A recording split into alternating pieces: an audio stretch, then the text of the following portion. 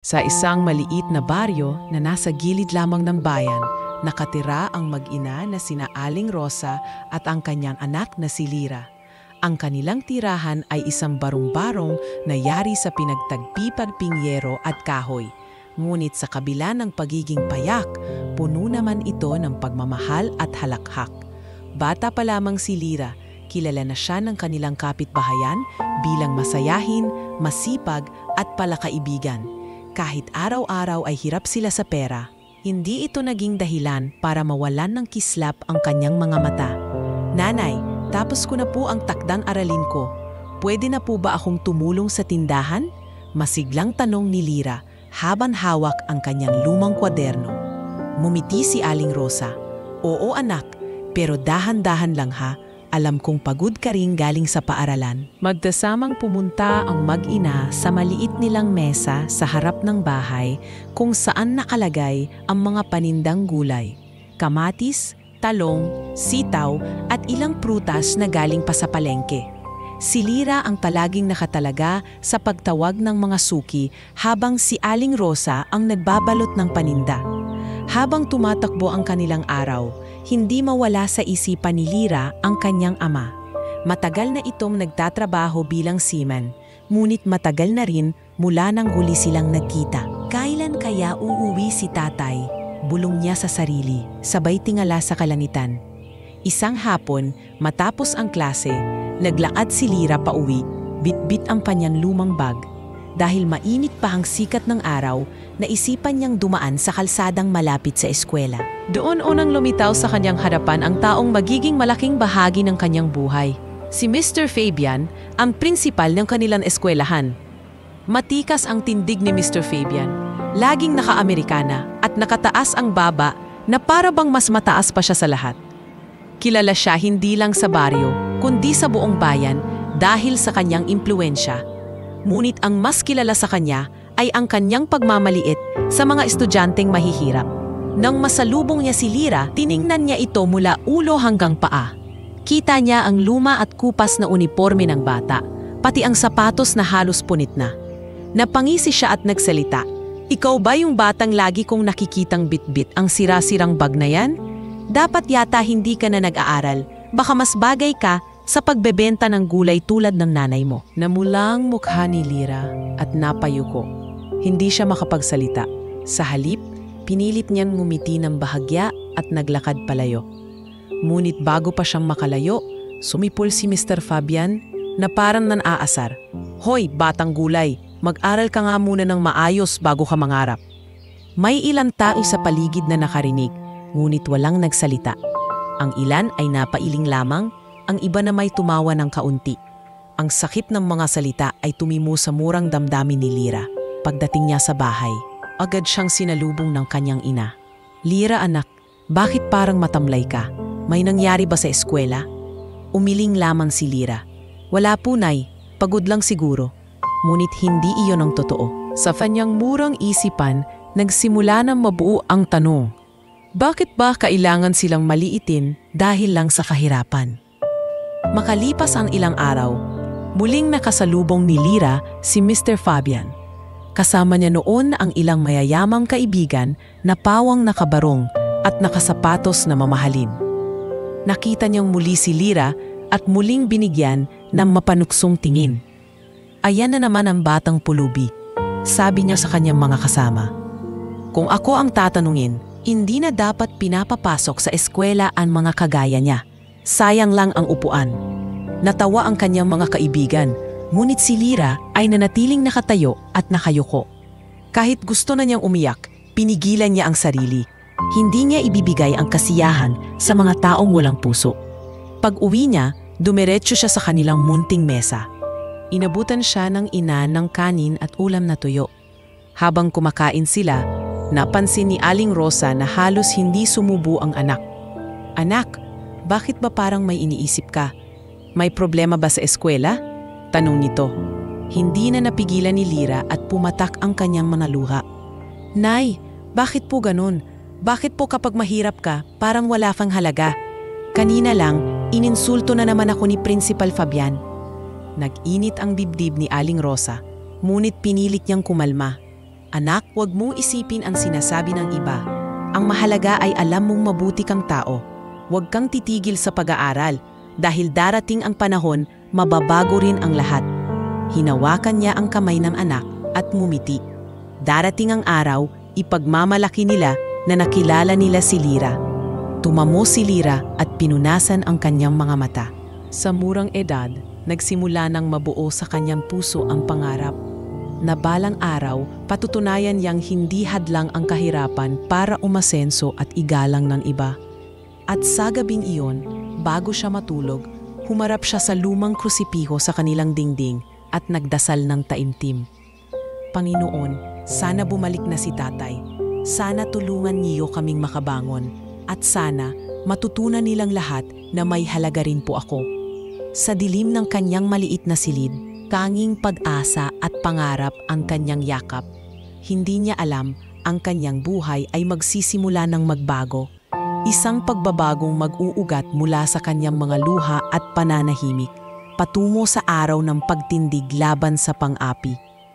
Mabilis na kumalat sa buong baryo ang mga kwento tungkol kay Mr. Fabian, ang prinsipal ng eskwelahan. Hindi ito bago sa mga tao dahil kilala na siya bilang taong mayabang, mapangmata at walang malasakit sa mga mahihirap.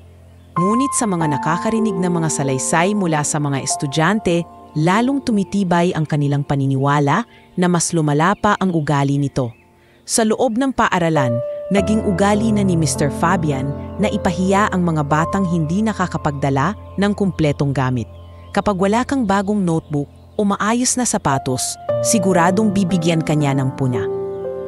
Habang nasa klase, bigla siyang pumasok sa isang silid at nakita ang isang batang nag-aayos ng kanyang sirang lapis. Ano ba yan? Sirang-sira na. Hindi ba't dapat tinatapon na ang ganyang klase ng gamit? Kung hindi kayang bumili ng bago, mas mabuting huwag na lang pumasok. Napayuko ang bata at ang buong klase ay natahimik. Walang guro ang nangahas na kumontra. Alam nilang kung sino man ang susubok, maaaring mawalan ng trabaho. Si Lyra, kahit bata pa, ramdam na ramdam ang bigat ng pamamalakad ni Mr. Fabian. Kahit siya ay matalino, halos wala siyang makuhang pagkilala mula sa prinsipal. Sa halip, siya pa ang laging pinagtatawanan tuwing makikita ang kanyang lumang bag o sirang sapatos. Isang araw, matapos ang klase, pinatawag ni Mr. Fabian. Fabian si Lyra, sa kanyang opisina. Kinakabahan siyang pumasok habang nakaupo ang prinsipal sa malaking mesa na puno ng papeles. Ikaw si Lyra, hindi ba? Tanong nito habang nakataas ang kilay. Opo sir, mahina niyang sagot. Tingin ko, hindi ka na dapat nagsasayang ng oras dito sa eskwelahan. Ang katulad mo ay mas bagay na tumulong na lang sa tindahan ng nanay mo. Hindi mo ba nakikita ang itsura mo? Hindi ka bagay dito? Napatitig si Lyra sa sahig. Hindi niya alam kung ano ang sasabihin. Ang mga salitang iyon ay parang mga palaso na tumatama sa kanyang murang puso. Pero gusto ko pong mag-aral. Gusto ko pong maging guro balang araw. Mahinahon niyang sagot. Tumawa ng malakas si Mr. Fabian, isang tawang puno ng pangmamaliit. Guro, ang mga guro dito ay hindi katulad mo. Tingnan mo nga ang sarili mo. Sa tingin mo ba may tatanggap sa'yo? Napapikit si Lyra at pinilit pigilan ang pagluha. Lumabas siya ng opisina na mabigat ang dibdib. Ngunit sa kaloob-looban niya, lalong nagliyab ang kanyang pangarap na balang araw, mapapatunayan niya na mali si Mr. Fabian. Hindi lamang si Lyra ang nakakaranas ng ganitong pan-aapi. Ang kanyang mga kaklase na mahihirap din ay nakakatanggap ng parehong trato. Si Mario, isang batang lalaki na anak ng mangingisda, ay minsan nahuli ni Mr. Fabian na nakapaa dahil nasira ang kanyang tsinelas. Sa harap ng lahat, sinigawan siya nito. Ano to, palengke? Nasa paaralan ka. Kung wala kang sapatos, huwag ka nang pumasok. Ang mga guro, kahit nakikita ang kawalan ng hustisya, ay napipilitang manahimik. Alam nilang mawawalan sila ng trabaho kung susuwayin ang prinsipal. Sa kabila ng lahat, may mga guro ring lihim na humahanga kay Lyra. Isa na rito si Teacher Mila, isang mabait na guro na laging nagbibigay ng inspirasyon. Isang araw, matapos ang klase, nilapitan niya si Lyra. "Anak, huwag kang mawawala ng pag-asa. Huwag mong hayaang lamunin ka ng mga salita ng prinsipal. Alam ko, malayo ang mararating mo." Nakangiting tumango si Lyra. "Salamat po, ma'am. Hindi po ako susuko." Ngunit kahit paano, ramdam pa rin niya ang bigat ng bawat araw. Kapag nasa eskwelahan siya, palabi siyang nasa ilalim ng anino ng pangmamaliit at pang-api. Ang ibang mga estudyante ay natutong umiwas sa kanya, takot na baka pati sila ay matawag ng prinsipal. Ang iba naman ay natutong manahimik, walang gustong lumaban o magsalita. Sa bahay, lagi niyang ikinukubli ang tunay na nararamdaman upang hindi mag-alala ang kanyang ina. Madalas niyang sabihin, "Ayos lang po ako, Nay," kahit ramdam niyang mabigat na ang kanyang kalooban. Minsan, habang nagtitinda sila ng gulay, may mga estudyanteng dumaan at narinig niyang sinabihan siya ng, "Ayan si Lyra, tindera ng gulay, hindi bagay sa eskwela." Napapikit na lamang siya at nagpatuloy sa pagtulong. Sa kanyang isipan, naglalaro ang parehong tanong. Bakit ba ganito ang turing nila sa mahihirap? Ngunit sa halip na sumuko, pinanghahawakan niya ang sinabi ng kanyang ina. Darating ang araw, magbabago ang lahat.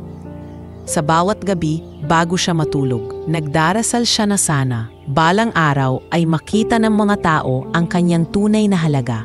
Samantala, si Mr. Fabian ay patuloy sa kanyang pamamayagpag. Ang mga magulang ng mayayamang estudyante ay laging humahanga sa kanya dahil sa kanyang disiplina. Ngunit sa likod nito, hindi nila nakikita ang mga luha at sakit ng mga batang mahihirap na araw-araw niyang pinapahirapan. Sa murang edad, natutunan ni Lyra na ang mundo ay hindi laging patas. Ngunit natutunan din niya na hindi dapat magpatalo sa mga taong mapanlait. Dahil sa bawat salita ng prinsipal, mas lalo siyang nahuhubog, mas tumitibay ang kanyang loob at mas lumalalim ang kanyang pangarap. At sa bawat pagkakataong tinitingnan niya ang kanyang lumang bag at sirang sapatos, paulit-ulit niyang inuukit sa kanyang isipan. Balang araw, hindi na nila ako mamaliitin. Isang hapon matapos ang klase, naglakad si Lyra pauwi bitbit ang kanyang lumang bag. Dahil malayo ang kanilang bahay mula sa eskwelahan, sanay na siyang maglakad sa gitna ng mainit na araw o minsan ay sa ilalim ng ulan. Noon tanghali pa lamang ngunit ramdam na niyang pagod. May dala siyang ilang gulay mula sa palengke na ibinigay ng kanilang suki para maibenta ng kanyang ina. Habang naglalakad, inalala niya ang mga salitang sinabi sa kanya ni Teacher Mila. "Huwag kang mawawala ng pag-asa, Lyra. Malayo ang mararating mo." Sa kanto bago makaliko papunta sa kanilang barong-barong, biglang huminto ang isang kotse, isang itim na sasakyan na laging nakaparada sa tapat ng paaralan. Bumukas ang bintana at doon niya nakita si Mr. Fabian. Kasama nito ang dalawa pang kilalang negosyante na pawang nakabihis ng mamahalin. Tila nakainom sila dahil halatang masayahin at maingay ang usapan. "Aba, sino itong nadaanan natin?" sabi ni Mr. Fabian na may halong pang-asar. Ang batang gulay, tumingin si Lyra, ngunit agading yumuko. Pinabilis niya ang kanyang mga hakbang, ngunit huminto ang sasakyan at bumaba mismo ang prinsipal. Nasa kamay nito ang isang bote ng gatas na halatang binili lamang sa isang tindahan malapit. "Huy, Lyra!" sigaw nito. "Hindi ka ba marunong mag-ayos ng sarili mo? Nakakahiya kang tingnan. Eto, baka sakaling malinis ka kung mababasa ka ng gatas." At bago pa nakapag-react si Lyra, ibinuhos ni Mr. Fabian ang laman ng bote sa kanyang uniforme. Bumagsak ang malamig na gatas sa kanyang balikat at dibdib. Tumulo pababa hanggang sa kanyang bag at mga bitbit na gulay. Natawa ang mga kasamahan ng prinsipal. "Fabian, grabe ka, pero nakakatawa," sigaw ng isa. Napaiyak si Lyra, ngunit pinilit niyang pigilan ang hikbi. Ang ilan sa mga taong nasa paligid, mga tindera, mga tambay at ilang estudyante, ay napatingin ngunit walang sino mang lumapit o nagtanggoy sa kanya. Ang iba ay napailing, ang ilan namay nakatawa pa. "Sir, bakit niyo po ginagawa to?" Mahinang tanong ni Lyra habang nanginginig ang boses. Ngunit imbes na sumagot ng maayos, napangisi lang si Mr. Fabian. Para matuto ka, para malaman mo na hindi ka bagay sa eskwela ko. Tandaan mo to, batang pulubi. Ang edukasyon ay para lang sa may kaya. Umiikot sa isip ni Lyra ang bawat salita. Nakayuko siya habang nararamdaman ang pagkabasa ng kanyang damit at bag. Mabigat ang dibdib niya. Parang gusto niyang tumakbo at magtago. Ngunit pinilit niyang manatili dahil alam niyang mas lalala kung ipapakita niyang natatakot siya. Pagkaalis ng sasakyan, naiwan siyang nakatayo, basa at amoy gatas. Isang matandang babae, si Aling Puring na nagtitinda ng saging ang lumapit at mahinang nagsabi, "Anak, huwag ka nalang umiyak. Ganyan talaga yan si Fabian. Pero darating din ang araw, may kabayaran ang lahat ng ginagawa niya." Tumango si Lyra at pinunasan ang kanyang mukha gamit ang laylayan ng kanyang uniforme. "Salamat po, Aling Puring," mahina niyang sagot. Pag-uwi niya sa kanilang bahay, sinalubong siya agad ni Aling Rosa. "Lyra, may tumapon po ng gatas habang dumadaan ako. Hala ka anak, buti na lang hindi ka nadisgrasya. Halika na, magpalit ka ng damit bago ka sipunin," sabi ni Aling Rosa habang pinunasan ang buhok ng anak. Nang makapasok si Lyra sa kanyang silid, doon na niya ibinuhos ang lahat ng luha. Hinubad niya ang kanyang damit na amoy gatas at isinampay sa gilid. Niyakap niya ang lumang unan at mahina niyang sinabi sa sarili, "Bakit po ba nila ako laging tinatrato ng ganito? Wala naman po akong ginagawang masama." Sa labas ng kwarto, naririnig siya ng kanyang ina, ngunit hindi ito pumasok. Alam ni Aling Rosa na kailangan din ng anak niya ng oras para mailabas ang sakit. Umupo siya sa mesa at nagdasal ng tahimik. "Panginoon, bigyan niyo po ng lakas ang anak ko. Sana balang araw, makita nila ang kabutihan niya." Kinabukasan, kahit mahirap at masakit pa rin sa loob, pumasok pa rin si Lyra sa eskwela. Nakita niya ang mga kaklase niyang pabulong-bulong at nagtatawanan habang pinagmamasdan siya. Halata nilang alam ang nangyari, marahil ay ikinuwento na mismo ng prinsipal. Ngunit pinilit ni Lyra ng umiti, umupo sa kanyang bangko at magpatuloy sa pag-aaral. Sa kanyang murang edad, natutunan niyang tiisin ang pang-aapi at gawing lakas ang bawat luha. Habang nakatingin sa kanyang luma at kupas na kwaderno, ipinangako niya sa sarili, "Darating ang araw, makikita nila na hindi ako mahina. Balang araw, hindi na nila ako pagtatawanan." At mula sa araw na iyon, nagsimulang mas lumalim ang kanyang pangarap na balang araw ay makakahon siya at maipapakita sa lahat na ang isang batang tulad niya ay may kakayahang magtagumpay. Pagkatapos ng insidenteng iyon sa kalsada, dala pa rin ni Lyra ang bigat ng kahihiyan. Habang naglalakad siya pa uwi, ramdam niya ang lagkit ng natuyong gatas sa kanyang uniforme at ang pang-uuyam ng mga matang nakakita. Hindi na niya nagawang itago ang bigat ng damdamin. Nang makita siya ng kanyang ina, agad itong lumapit at niyakap siya. "Lyra, bakit ganito ang itsura mo?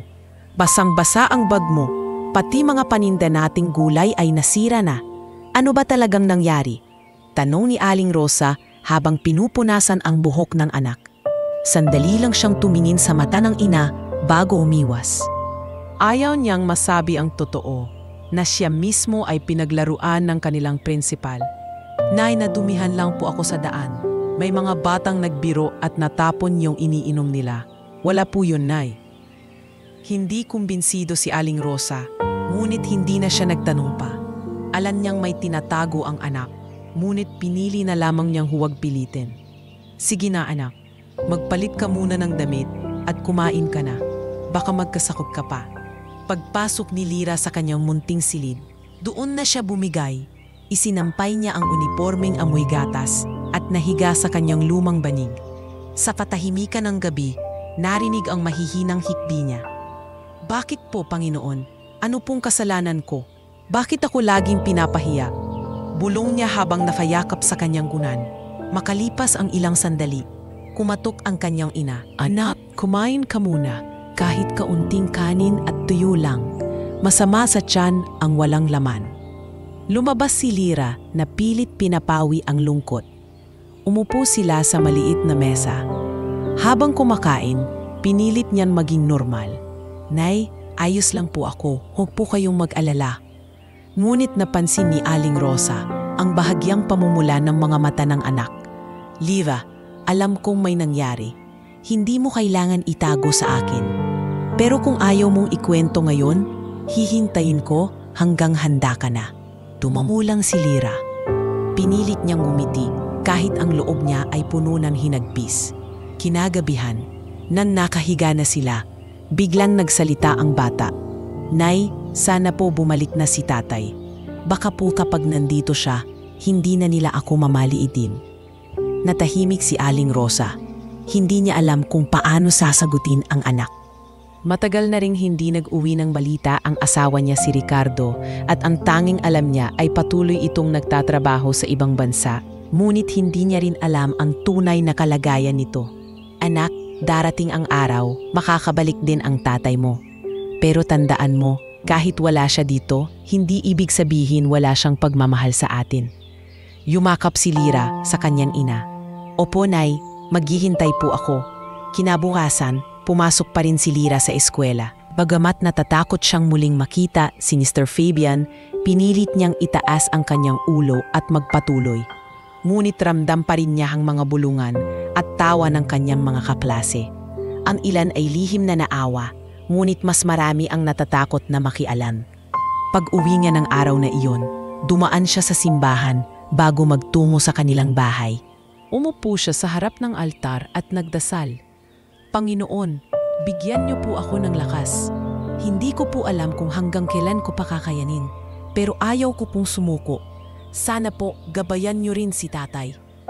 Sa mga araw na lumipas, naging mas tahimik si Lyra. Hindi niya binabanggit kay Aling Rosa ang mga nangyayari sa eskwelahan, ngunit ramdam ng ina ang bigat na dinadala ng anak. Minsan, nakikita niyang nakatingin si Lyra sa malayo, tila nag-iisip ng malalim para sa isang bata. Isang gabi, habang nagluluto si Aling Rosa ng lugaw para sa hapunan, nilapitan siya ng anak. "Nay, kapag nakatapos po ako ng pag-aaral, gagawin ko po ang lahat para hindi na tayo mahirapan. Hindi ko po hahayaang apihin tayo ng iba." Napaluha si Aling Rosa sa sinabi ng anak. Hinaplos niya ang buhok nito at mahigpit na niyakap.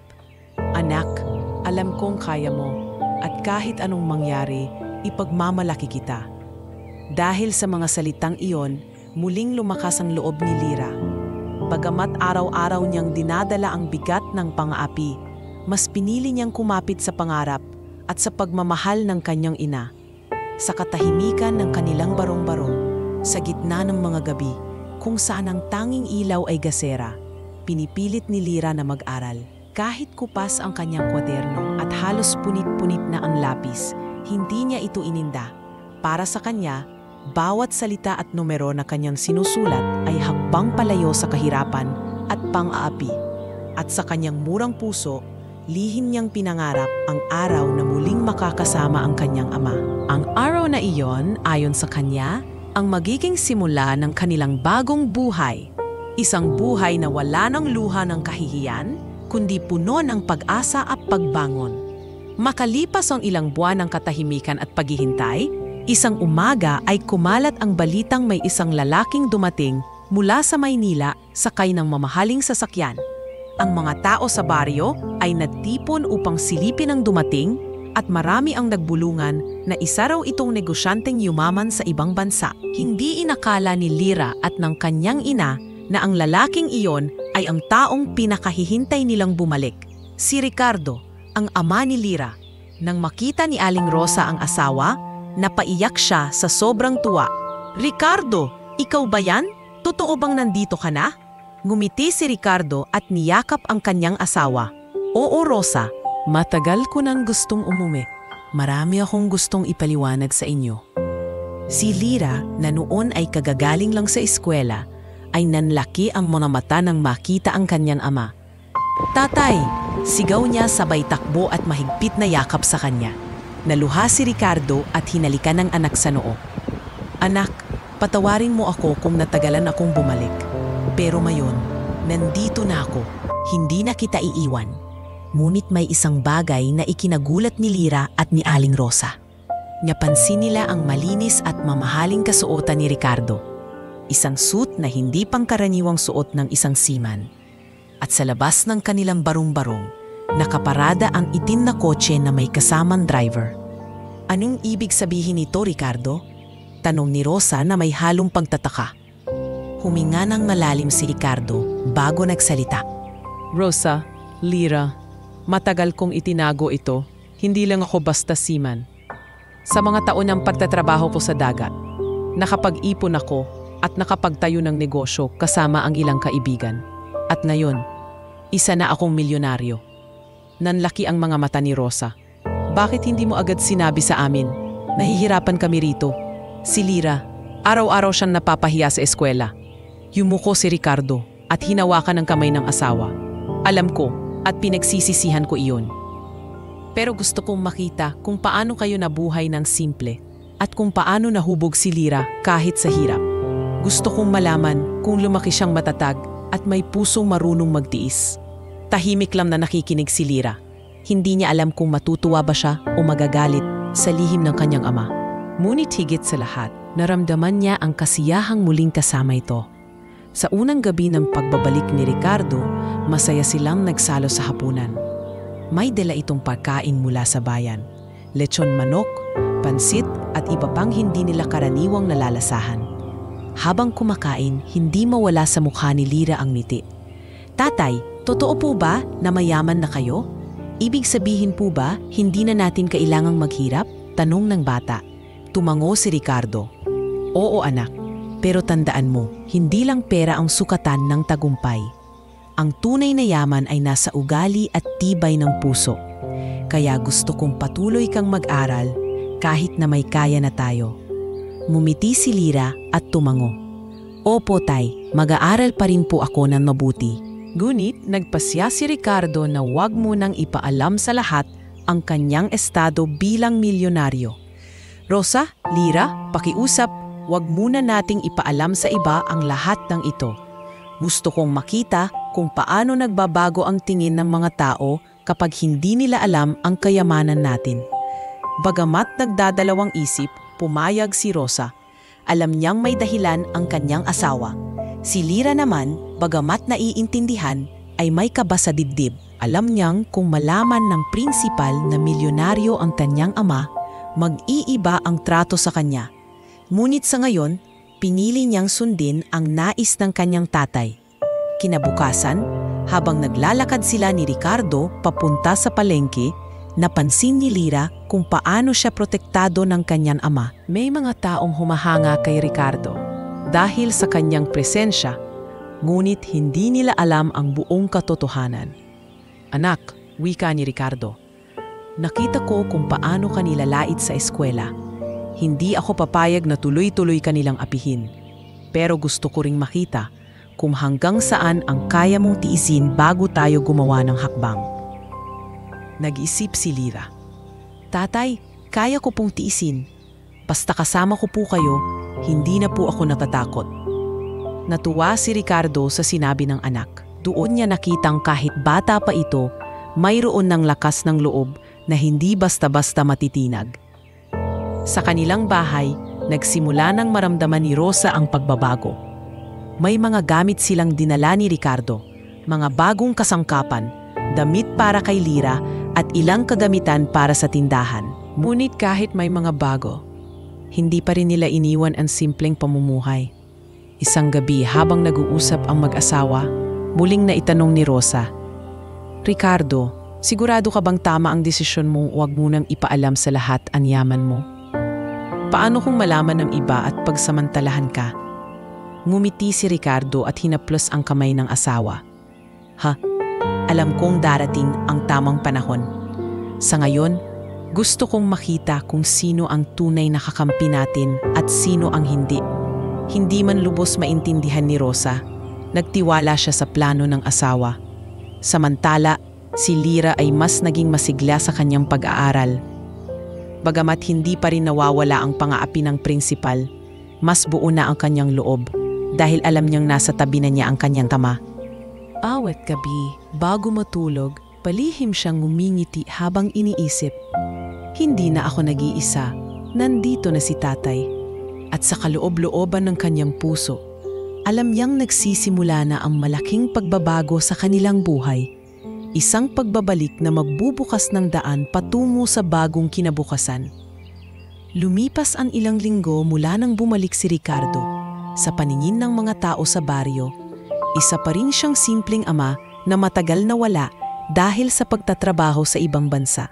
Walang nakakaalam ng tunay niyang estado bilang milyonaryo at iyon ang pinili niyang panatilihin.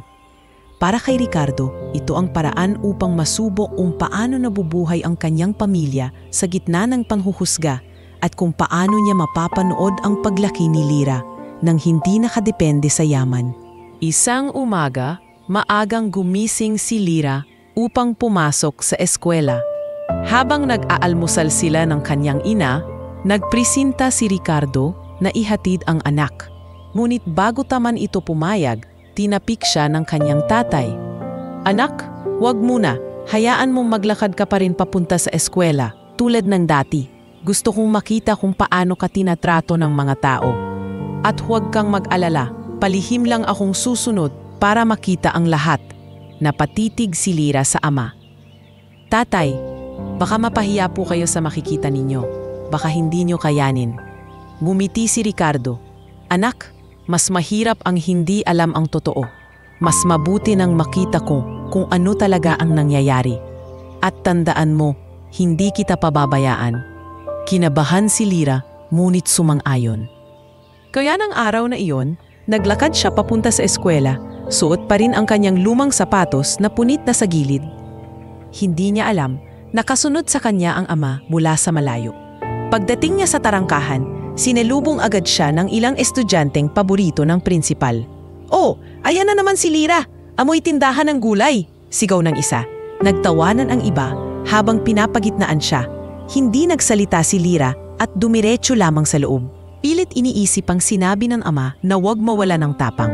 Sa di kalayuan, nakikita ito ni Ricardo. Humigpit ang kamao niya, ngunit pinigilan ang sariling lumapit.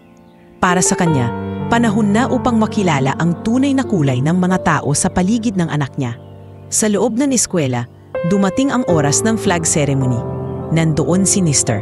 Fabian na nakatayo sa harapan, suot ang kanyang mamahaling barong.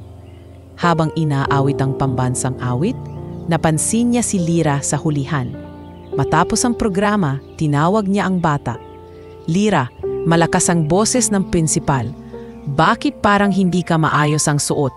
Tingnan niyo nga, mga estudyante ang sapatos niya, halos maghiwa-hiwalay na." Nagbulungan ang mga bata at natawa ang ilan. Namula si Lyra sa hiya, ngunit nanatili siyang nakatayo. "Kung hindi ka marunong mag-ayos ng sarili mo, bakit ka pa nag-aaral dito? Para bang kahihiyan ka sa paaralan na ito?" Dagdag pa ni Mr. Fabian. Mula sa labas ng bakod, pinagmamasdan ni Ricardo ang lahat. Narinig niya ang bawat salitang ibinato ng prinsipal sa kanyang anak.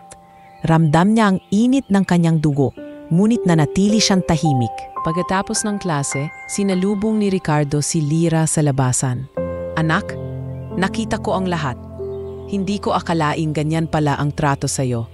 Humihingi ako ng tawad kung masakit para sa'yo na tiisin iyon. Pero gusto kong malaman, handa ka pa bang magpatuloy?" Tumingala si Lyra, luhaan ngunit matatad ang tinig. "Opo tatay, hindi po ako susuko. Kahit anong gawin nila, mag-aaral pa rin ako. Balang araw, makikita nila na mali sila." Napangiti si Ricardo sa kabila ng bigat na nararamdaman. "Yan ang anak ko.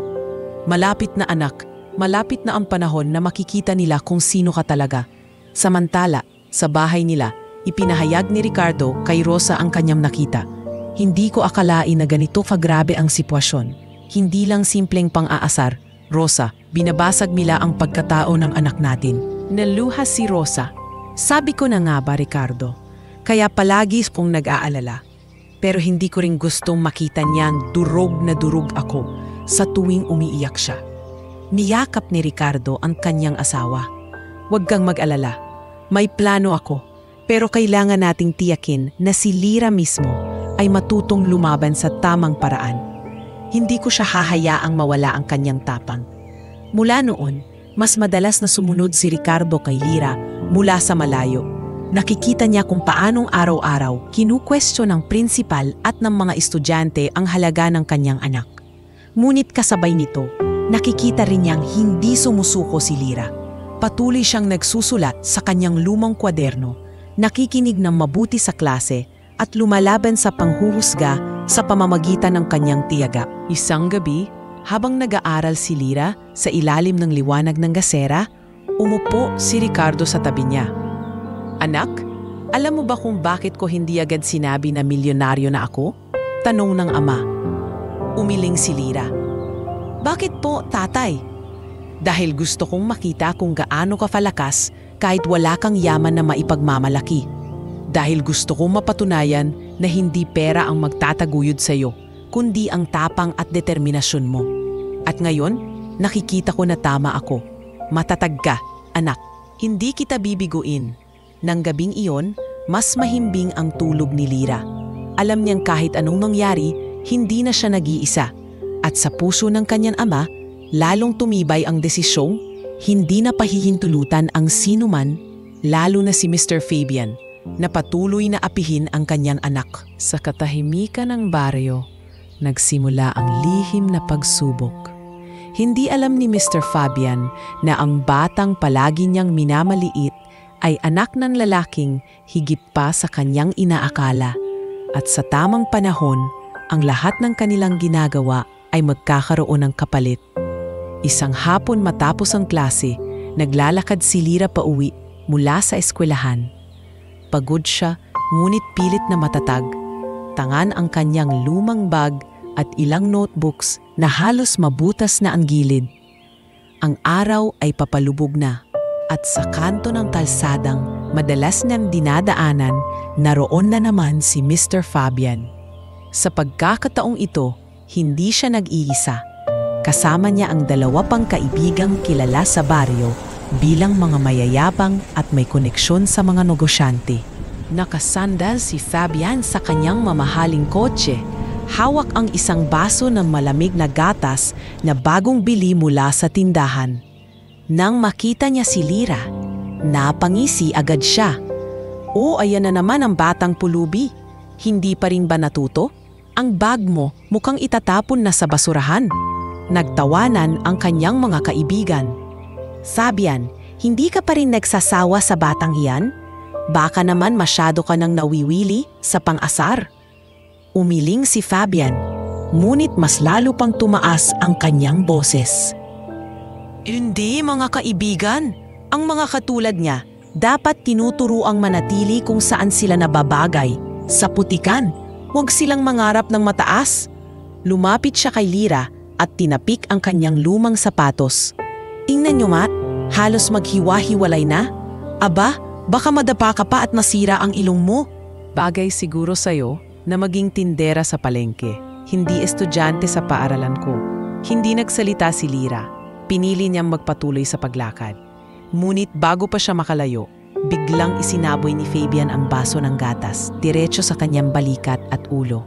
Kumalat ang puting likido sa kanyang uniforme, at ang bag niya ay muling nabasa. Nagtawanan ang mga kasama ni Fabian.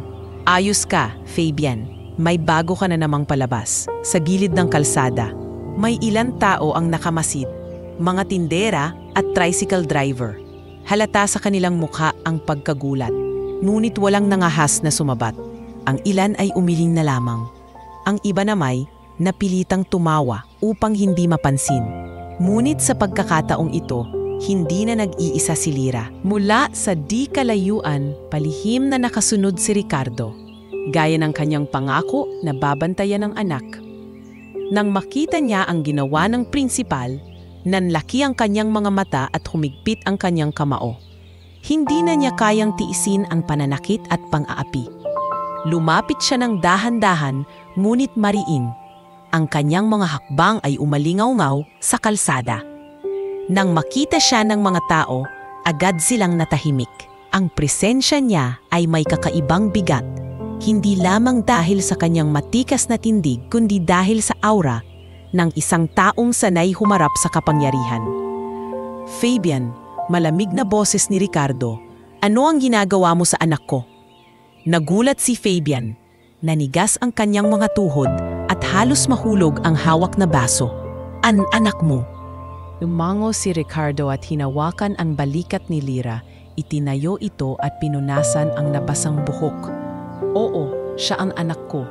At nakita ko ang lahat ng ginawa mo." Napalunok si Fabian. Biglang nagbulungan ang mga tao sa paligid. Anak pala siya ng lalaking iyon? Anong nang isa? Hindi ba't siya ang sinasabing milyonaryong galing abroad? Dagdag pa ng isa. Halos mawalan ng kulay ang mukha ni Fabian. Ang kanyang mga kasama na kanina'y nagtatawanan ay natahimik at nagsimula ng umatras palayo. Alam nilang may mali silang sinalihan. "Ginoo, pasensya na," pautal-utal na sabi ni Fabian. "Nagbibiro lang naman ako, bata lang naman siya." "Bata lang siya? Kaya iniinsulto mo dahil mahirap siya? Kaya mo siyang pagtawanan?" Boses ni Ricardo na umalingaw-ngaw at nagpatahimik sa lahat. "Narinig ko ang lahat ng sinabi mo. At ngayong alam mong anak ko siya, biglang nag-iba ang tono mo?" Hindi nakasagot si Fabian. Nanginginig ang kanyang tuhod at halos hindi makatingin ng diretsyo. Ang mga taong nanonood ay lalo pang nagbulungan. Ramdam ang pag-ikot ng sitwasyon. Lumapit si Ricardo sa harap ng prinsipal, mas malapit kaysa dati. "Tandaan mo rito, Fabian. Ang mga katulad mo ang dahilan kung bakit maraming batang katulad ng anak ko ang natututo ng sakit kaysa karunungan sa eskwela. Pero hindi mo na siya masasaktan pa.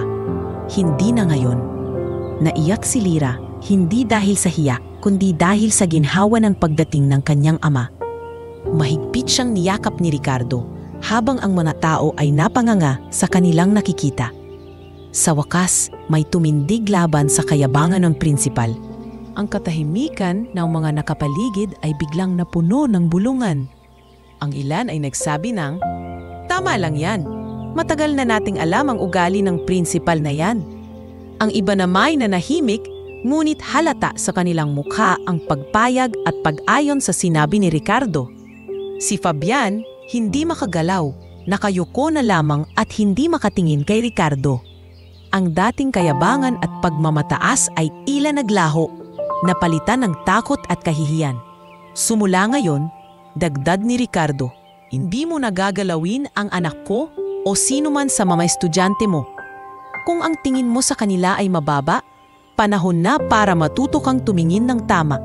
Habang papauwi si Ricardo kasama si Lyra, dama ng bata ang init ng yakap ng kanyang ama. "Tatay, salamat po. Hindi ko po akalaing ipagtatanggol niyo ako ng ganito." Ngumiti si Ricardo at tumingin sa anak. "Anak, matagal kitang pinapanood. Alam kong matatag ka. Pero dumating na ang oras para malaman ng lahat kung sino ka at kung sino tayo. Hindi na nila tayo muling pagtatawanan." At sa gabing iyon, kumalat sa buong baryo ang balita. Ang batang laging minamaliit at pinagtitripan ay anak pala ng isang milyonaryo. At higit sa lahat, ang mayabang na prinsipal na si Fabian ay sa wakas ay nakatikim ng sariling gamot, takot at kahihiyan sa harap ng taong hindi niya kayang hamunin. Kinabukasan, parang apoy na kumalat sa buong baryo ang nangyari sa kalsada. Lahat ng tindera sa palengke, mga tsismosa sa kanto at pati mga estudyante sa eskwela ay iisa ang pinag-uusapan. Ang prinsipal na si Fabian ay napahiya sa publiko nang ipagtanggol ng isang makapangyarihang lalaki ang batang madalas niyang inaapi. At ang mas nakafagulat sa lahat, ang batang iyon ay walang iba kundi si Lyra. Anak pala siya ni Don Ricardo. Bulalas ng isang matandang tindera habang kausap ang kanyang mga suki. "Hindi ko akalang milyonaryo pala ang tatay niya. Kaya pala may kakaibang tindig ang lalaking iyon." Kahit ang mga tricycle driver na saksi sa insidente ay hindi makapaniwala. Grabe pare, ang tapang ng tatay. Hindi man lang natakot kay Fabian. Kung tutuusin, siya pa ang pinangingilagan dito sa baryo. Pero kahapon, parang daga na natameme. Samantala, sa loob ng eskwelahan, usap-usapan ng mga estudyante ang nangyari. Ang mga dating natatakot na lumapit kay Lyra ay biglang nagpakita ng simpatya. Ang ilan ay lumapit sa kanya. "Lyra, pasensya ka na ha. Hindi ko alam na ganito na pala ang pinagdadaanan mo kay principal. Ang tapang ng tatay mo kagabi, wika ng isang kaklase. Tumango lang si Lyra, medyo nahihiya pa rin. Hindi niya ginusto ang atensyon, pero ramdam niya ang pag-iba ng ihip ng hangin. Si Mr. Fabian naman, halos hindi makalabas ng kanyang opisina. Ang kanyang kayabangan na dati ipinagmamalaki niya sa buong eskwela ay nawala. Sa tuwing naririnig niya ang bulungan ng mga guro at estudyante, alam niyang siya ang pinag-uusapan. Halos hindi na siya makatingin sa mga tao. Sa kabilang banda, si Don Ricardo ay naging tampok ng usapan sa baryo. Maraming nagulat na siya pala ang lalaking matagal nang wala at nayuyumaman. Pero higit pa roon, mas hinangaan siya dahil sa tapang at pagmamahal na ipinakita niya sa kanyang anak. Isang gabi habang nakaupo sila sa maliit na mesa, nag-usap ang mag-anak. Rosa, Lyra, panimula ni Ricardo, marami na ang nakakaalam ng totoo. Ayaw ko sanang agad nilang malaman. Pero hindi ko rin kayang palampasin ang ginawa ni Fabian. Hindi ko hahayaang muli niyang apihin ang anak ko. Ngumiti si Aling Rosa, ngunit halata sa kanyang mukha ang pag-aalala. Ricardo, tama lang ang ginawa mo. Matagal na ring gustong sumabog ng damdamin ng mga tao laban kay Fabian. Pero hindi ba delikado kung ipapakita mo agad ang yaman natin? Baka lalo tayong pagsamantalahan ng iba. Hinawakan ni Ricardo ang kamay ng asawa. Huwag kang mag-alala, hindi pera ang ibinabalandra ko sa kanila, kundi ang respeto para sa pamilya ko. At kung may mga hasmang sumubok, hindi ako uurong. Tahimik lang si Lyra habang pinagmamasdan ang kanyang mga magulang. Ngunit sa kanyang puso, nararamdaman niyang may malaking pagbabago na nagsisimula. Kinabukasan sa eskwelahan, hindi na gaya ng dati ang pagtrato sa kanya. Ang mga kaklase na dati lumalayo ay biglang lumapit upang makipagkakaibigan. Pwede ba tayong mag-aral ng sabay, Lyra? Tanong ng isang kaklase. Sama ka na sa grupo namin sa project. Dagdag pa ng isa. Bagamat natutuwa siya, may halong pangamba rin sa kanyang puso. Alam niya na marami sa mga ito ay biglang nagbago ng pakikitungo dahil sa nalaman nilang siya ay anak ng isang milyonaryo. Ngunit sa kabila nito, pinili niyang maging mabait pa rin. Hindi niya gustong gayahin ang ugali ng mga matang-mata. Samantala, si Mr. Fabian ay halos hindi na lumalabas sa kanyang opisina. Nang minsang magpatawag siya ng meeting kasama ang mga guro, halata ang panginginig ng kanyang boses. Mga guro, sana ay manatili tayong propesyonal. Hindi ko gustong lumala pa ang mga tsismis. Ngunit ang mga guro na dati takot sa kanya, ngayon ay tahimik lang at nakatingin sa isa't isa. Sa kanilang mga mata, wala na ang takot. Napalitan ito ng pag-asa na baka wakasan na ang pamamalupit ng principal. Pag-uwi ni Lyra isang hapon, sinalubong siya ng kanyang ama. Anak, nakita ko ang mga estudyanteng biglang nakikipaglapit sa iyo. Tandaan mo, hindi lahat ng ngumingiti ay tunay na kaibigan. Maging mainat ka. Opo tatay, sagot ni Lyra. Alam ko pong may mga taong nakakalapit lang dahil sa inyo. Pero huwag po kayong mag-alala. Hindi ko po kakalimutan kung sino ang totoong nandyan para sa akin. Niyakap siya ni Ricardo. Mabuti kung ganoon. Gusto kong manatili kang matatag kahit anong mangyari. Sa sumunod na mga araw, patuloy na lumalakas ang bulungan laban kay Fabian. Ang mga magulang ng estudyante ay nagsimulang mag-anong tungkol sa ugali ng principal. Totoo ba na siya mismo ang nananakit at nang iinsulto ng mga bata? Tanong ng isa sa mga pulong ng PTA. At doon nagsimula ang pagbabago. Ang dati kinatatakutan na principal ay ngayon ay pinagtatawanan at kinu-question na ng mga tao. Hindi dahil mahina siya, kundi dahil nahubaran siya ng maskara at nakita nila ang kanyang tunay na kulay. Para kay Lyra, iyon ang unang pagkakataon na naramdaman niya na hindi na siya nag-iisa. Ang dati mga matang nakatingin sa kanya na puno ng pangungutya ay napalitan ng simpatya at paggalang. At sa tabi niya, palaging naroon ang kanyang ama, handang ipagtanggol siya, handang ipakita sa lahat na kahit gaano kaliit ang tingin ng iba sa kanila noon, sila ngayon ay may boses at dangal na hindi na pwedeng apihin. At mula sa araw na iyon, Nagsimula ang unti-unting pagbalik ng lakas at dignidad ng batang matagal nang tinitiis ang tahihiyan. Si Lyra, ang dating pinagtatawanan, ay ngayon nagsisimula ng kilalanin ng lahat. Hindi dahil sa kayamanan ng kanyang ama, kundi dahil sa tapang na ipinakita niya sa kabila ng lahat ng pang-aapi. Matapos ang lahat ng nangyari, unti-unting nagbago ang takbo ng buhay ni Lyra. Sa baryo, kilala na siya bilang anak ng milyonaryo. Ngunit sa puso ng bata, gusto niyang kilalanin hindi dahil sa yaman ng kanyang ama, kundi dahil sa sarili niyang kakayahan. Isang gabi, kinausap siya ni Ricardo habang sila'y naglalakad pa uwi mula sa simbahan. Anak, wika ng kanyang ama, gusto kong pag-isipan mong mabuti ang kinabukasan mo. Nakita ko kung paano ka tinrato sa dati mong eskwela. Ayoko nang maulit yun. Ililipat na kita sa isang mas maayos na paaralan. Napahinto si Lyra. Tatay, ibig sabihin po ba, hindi na ako mag-aaral sa dati kong eskwela? Paano po ang mga kaklase ko? Lalo na sina Mario at iba pa na naging kaibigan ko kahit mahirap din sila? Ngumiti si Ricardo. Maaari mo pa rin silang bisitahin, anak, pero kailangan mong isipin ang sarili mong kinabukasan. Sa bagong paaralan, mas magkakaroon ka ng pagkakataon na lumago at matutong higit pa. Napaisip si Lyra, mahirap man sa kanya na iwan ang mga taong sanay na siyang kasama, batid niyang para ito sa kanyang ikabubuti. Kaya't sa huli, tumango siya at nagsabi, "Opo tatay, susundin ko po kayo." Kinabukasan, inihatid siya ni Ricardo sa isang prestigyosong paaralan sa bayan. Agpasok pa lang sa gate, ramdam ni Lyra ang kaibahan. Malinis ang paligid, maayos ang uniforme ng mga estudyante at mababait ang guro. Nakaramdam siya ng kaba, ngunit sabay na rin ang pananabik. "Good morning, class," bati ng kanyang advisor. "May bago tayong kaklase. Siya si Lyra." Ngumiti si Lyra at nagpakilala. "Magandang umaga po. Ako po si Lyra at umaasa po akong magiging mabuti tayong magkakaibigan." Hindi tulad sa dati niyang eskwela. Hindi siya pinagtawanan o kinutya. Sa halip, palakpakan ang sumalubong sa kanya. Doon nagsimula ang bago niyang yugto. Sa paglipas ng mga buwan, lumitaw ang husay ni Lyra sa klase. Sa bawat recitation, laging nakataas ang kanyang kamay. Sa mga pagsusulit, palaging mataas ang marka niya.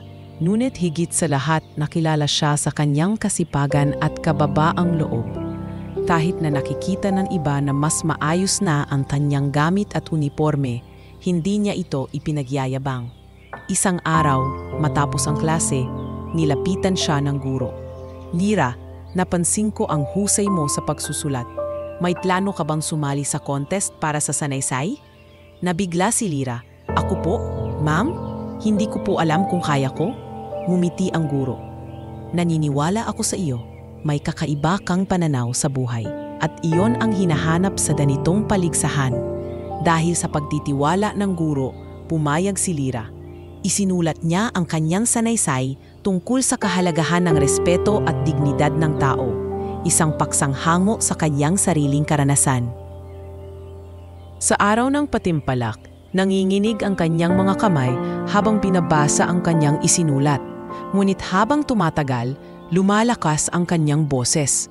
At nang matapos siya, nakatanggap siya ng masigabong palakpakan. Ilang linggo matapos iyon, inanunsyo na siya ang nagwagi. Ang kanyang sanaysay ay inilathala sa pahayagan ng paaralan. At dahil dito, lalo siyang nakilala ng mga guro at estudyante. "Lyra, ang galing mo!" bati ng kanyang mga kaklase. "Inspirasyon ka sa amin." Sa bahay, tuwang-tuwa si Ricardo at Rosa nang malaman ang balita. "Anak, ipinagmamalaki ka namin," wika ni Ricardo. "Hindi sa panalo mo, kundi dahil ginamit mo ang boses mo para sa tama." Ngumiti si Lyra. "Tatay, gusto ko pong ipakita sa lahat na hindi hadlang ang kahirapan para magkaroon ng halaga." Hindi nagtagal, naging mas kilala pa siya sa paaralan.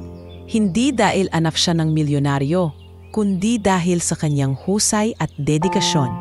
Ang mga guro ay palaging humihiling na magsalita siya tuwing may programang pampaaralan. Ang kanyang mga kaklase naman ay tumitingala sa kanya hindi bilang mayamang bata, kundi bilang lider na kayang magbigay ng inspirasyon. Minsan, sa isang pagtitipon ng mga estudyante, pinakiusapan siyang magbigay ng maikling talumpati. Mga kaibigan, panimula niya, ang pagkatao ng isang tao ay hindi nasusukat sa kanyang suot na damit o kayamanan. Nasusukat ito sa kung paano niya pinapahalagahan ang kapwa niya. Naranasan kong maliitin dahil sa kahirapan, pero natutunan ko ring lumaban ng marangal. At sana, ganoon din ang gawin ninyo. Nagbigay ng malakas na palakpakan. At sa mga sandaling iyon, naramdaman ni Lyra na unti-unti na niyang natutupad ang kanyang pangarap. Hindi lamang para sa sarili kundi para ipakita sa iba na posible ang pagbabago. Sa bahay, muling kinausap siya ng kanyang ama. Anak, ipinagmamalaki kita at tandaan mo, hindi lahat ng laban ay kailangang tapatan ng galit. Minsan, ang pinakamalakas na panlaban ay ang pagpapakita ng kabutihan. Opo tatay, sagot ni Lyra at sisikapin ko pong hindi makalimot kahit lumayo na ako sa pinagmulan ko. Sa puntong iyon, malinaw na sa lahat na ang batang dating inaalipusta at pinagtatawanan ay nagsisimula ng magningning. Si Lyra, mula sa pagiging simpleng tindera ng gulay at biktima ng pang-aapi, ay ngayon kinikilala na sa kanyang bagong paaralan, isang patunay na ang tibay ng loob ay kayang baguhin ang kapalaran. At habang patuloy siyang umaangat, hindi niya nakakalimutan ang kanyang pinagmulan, ang mga luha at sakit na naranasan, at higit sa lahat, ang pangakong binitiwan niya sa sarili.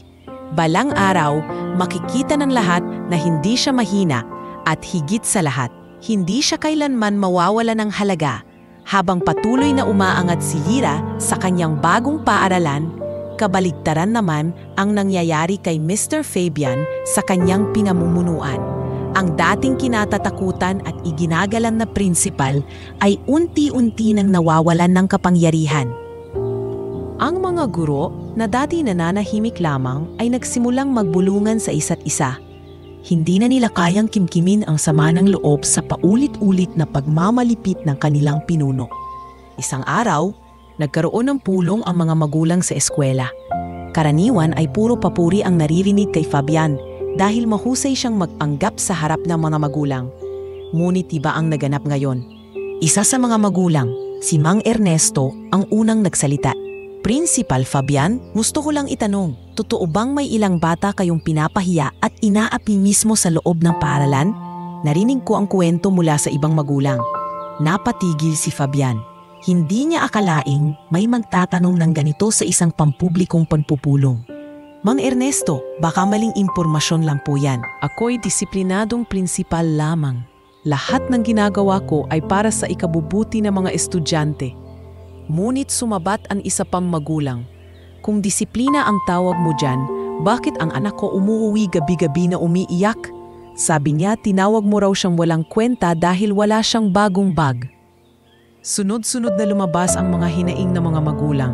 Ang iba'y ikinuwento kung paano pinapagalitan ang kanilang mga anak sa harap ng klase. Ang iba naman ay nagbanggit ng mga pagkakataong mismong si Fabian ang nagmura at nag-insulto sa mga bata. Halos hindi makapagsalita ang prinsipal. Ang kanyang mukha ay namutla at halatang hindi niya alam ang gagawin. Samantala, isang guro ang naglakas loob na magsalita. Si Teacher Mila, na matagal nang nagmamasid kay Fabian, ay tumayo. Mga magulang, tama ang inyong narinig. Matagal ko na pong gustong sabihin ito, ngunit natakot ako sa posisyon ko. Oo, totoo pong maraming pagkakataon na ininsulto at pinahiya ni Principal Fabian ang mga estudyante. At ang pinakamasakit, ginagawa niya ito lalo na sa mga batang mahihirap. Nag-ingay ang buong silid. Ang mga magulang ay nagalit at humiling ng agarang aksyon. Dahil dito, napilitan ang school board na imbestigahan ang principal. Habang nagpapatuloy ang proseso, dumami ang mga batang nagsalita laban kay Fabian. May ilan na nagsabing tinawag silang basura, may iba namang sinabihan na hindi karapat-dapat mag-aral. Lahat ng ito ay nagpabigat ng kaso laban sa kanya. Sa gitna ng imbestigasyon, hindi na kayang lumabas ng bahay ni Fabian nang hindi nararamdaman ang mga mapanuring tingin ng mga tao. Ang dati niyang mga kaibigan at kakampi ay biglang naglaho. Ang mga negosyanteng dati nakikisalamuha sa kanya ay umiwas na para hindi madamay sa kanyang pagkakasangkot. Isang gabi, habang mag-isa siya sa kanyang sala, napaharap sa isang baso ng alak, hindi niya mapigilan alalahanin ang kanyang nakaraan. Bakit ganito? Ako ang prinsipal. Ako ang may kapangyarihan dito. Ngunit sa bawat lagok ng alak, mas lalong bumigat ang katotohanang wala na siyang kontrol. Samantala, patuloy na nag-aaral si Lyra sa kanyang bagong paaralan. Hindi na niya gaanong iniisip si Fabian, ngunit minsan ay naaalala niya pa rin ang mga sakit na dulot nito. Ay, ano po kaya ang nangyayari kay principal na yon? Tanong niya minsang magkasama sila ni Ricardo. Anak, sagot ng ama, ang taong mapang-api, darating ang araw na babagsak din. Hindi mo kailangang maghiganti. Ang katotohanan at katarungan ang gagawa niyan para sa'yo. Hindi nagtagal, opisyal na inanunsyo ng school board ang desisyon. Si Principal Fabian ay tinatanggal sa kanyang posisyon. Ang balita ay umikot hindi lang sa baryo, kundi maging sa buong bayan. Tinanggal na raw si Fabian, balita ng isang tindera sa palengke. Sa wakas, natapos na rin ang paghari niya. Ngunit para kay Fabian, ito ang pinakamabigat na dagok. Ang lahat ng kayabangan at kapangyarihan na kanyang inipon ay biglang naglaho.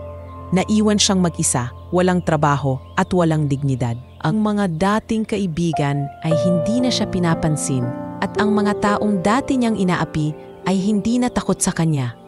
Isang hapon, habang naglalakad si Fabian sa parehong kalsada kung saan niya madalas pagtripan si Lyra, hindi niya mapigilang mapahinto.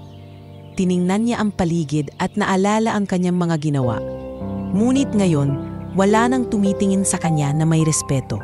Sa halip, ang mga tao ay nagbubulong-bulungan at nagpipigil ng tawa. Siya na pala iyon, ang dating prinsipal, sabi ng isang bata. Hindi makapaniwala si Fabian sa kanyang sinapit. Ang mga tuhod niya ay nanginig at halos mawalan siya ng lakas na magpatuloy. Sa kabilang dako, si Lyra ay patuloy na nagiging inspirasyon sa kanyang bagong paaralan. Habang umaangat siya, kabaligtaran naman ang tuluyang pagbagsak ng taong minsang nagdulot ng matinding sakit sa kanyang buhay. At sa paglipas ng mga araw, mas naging malinaw ang aral para sa lahat.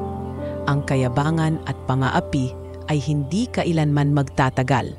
Sa huli, ang katarungan at kabutihan ang mananaig. Habang si Lyra ay abala sa kanyang pag-aaral at patuloy na nakikilala sa kanyang bagong paaralan. Si Ricardo naman ay nagsimulang ituon ang pansin sa kinabukasan ng kanyang asawa. Para kay Ricardo, panahon na upang makabawi siya sa mga taon ng pagkawalay kay Rosa at upang ipakita na hindi lamang siya tagapagtaguyod kundi katuwang din sa kanilang pangarap. Isang umaga, habang nag-aalmusal sila ng tinapay at kape, nagsalita si Ricardo. Rosa, may sorpresa ako sa iyo. Matagal na kitang gustong bigyan ng sarili mong negosyo. Nagulat si Rosa at natigilan. Negosyo? Ricardo, hindi ko alam kung kaya ko. Ang alam ko lang ay magtinda ng gulay sa harap ng bahay. Ngumiti si Ricardo at hinawakan ang kamay ng asawa. At iyon mismo ang gusto kong simulan. Dahil sa iyong tiyaga, nakita ko kung paano mo itinaguyod si Lyra kahit ako'y wala. Kaya ngayong nandito na ako, gusto kong ibalik lahat ng iyon sa pamamagitan ng pagbibigay sa iyo ng mas maayos na pagkakataon. Ilang linggo lang ang lumipas. Isang maliit, ngunit maayos na bakery ang itinayo ni Ricardo para kay Rosa sa gitna ng bayan. Hindi ito ordinaryong panaderya. Malinis ang lugar, may maayos na mga gamit, at may mga oven na imported mula Maynila. Ngunit ang pangalan ng tindahan ay simple.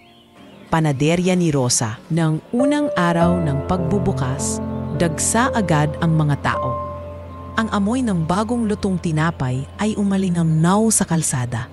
Maraming dating suki ng gulay ang dumating upang sumuporta. Aba, Rosa, na yun ay may sarili ka ng tindahan?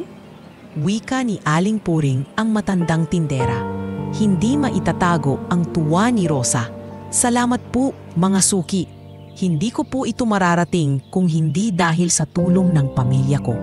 Kasama si Ricardo at si Lira. Inulungan siya ng kanyang pamilya sa unang linggo ng operasyon. Si Hira, kapag walang pasok, ay nagbabalot ng tinapay at tumutulong sa pagkuha ng sukli. Si Ricardo naman ay nag-aasikaso ng mga papeles at katiyakan na maayos ang takbo ng negosyo. Ngunit hindi lahat ay naging madali. Sa unang buwan, nahirapan si Rosa sa pamamahala ng mga tauhan.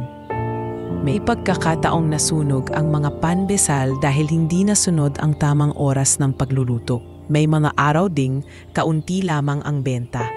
Napaupo siya minsan at napaiyak. Ricardo, baka hindi ko kaya.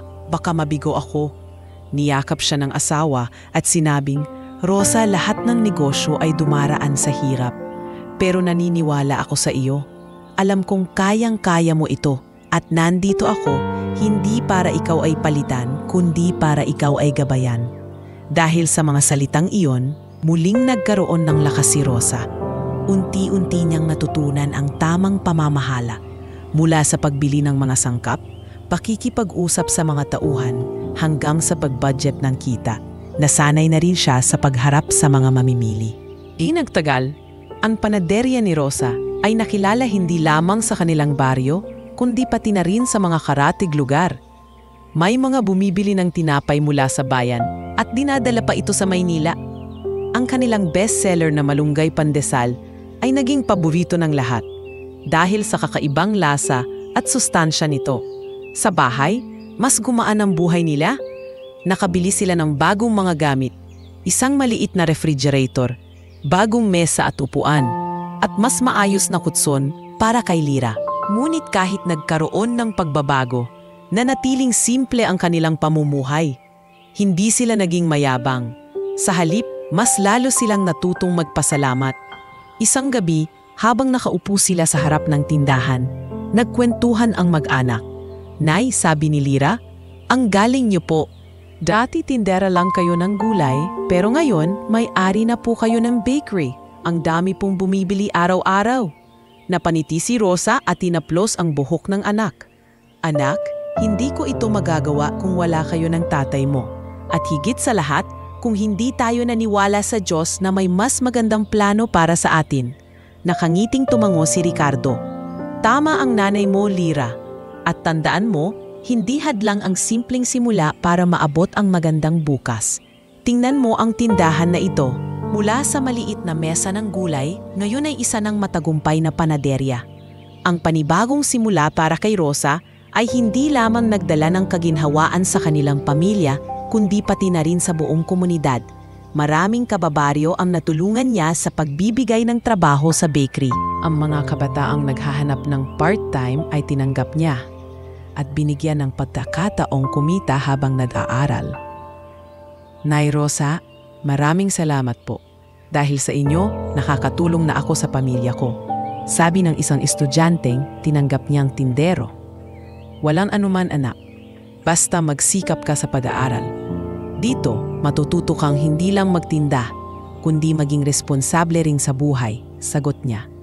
Sa paglipas ng panahon, lalo pang tumibay ang relasyon ng mag-asawa. Ang mga taon ng pagkawalay at paghihirap ay napalitan ng pagkakaunawaan at suporta sa isa't isa.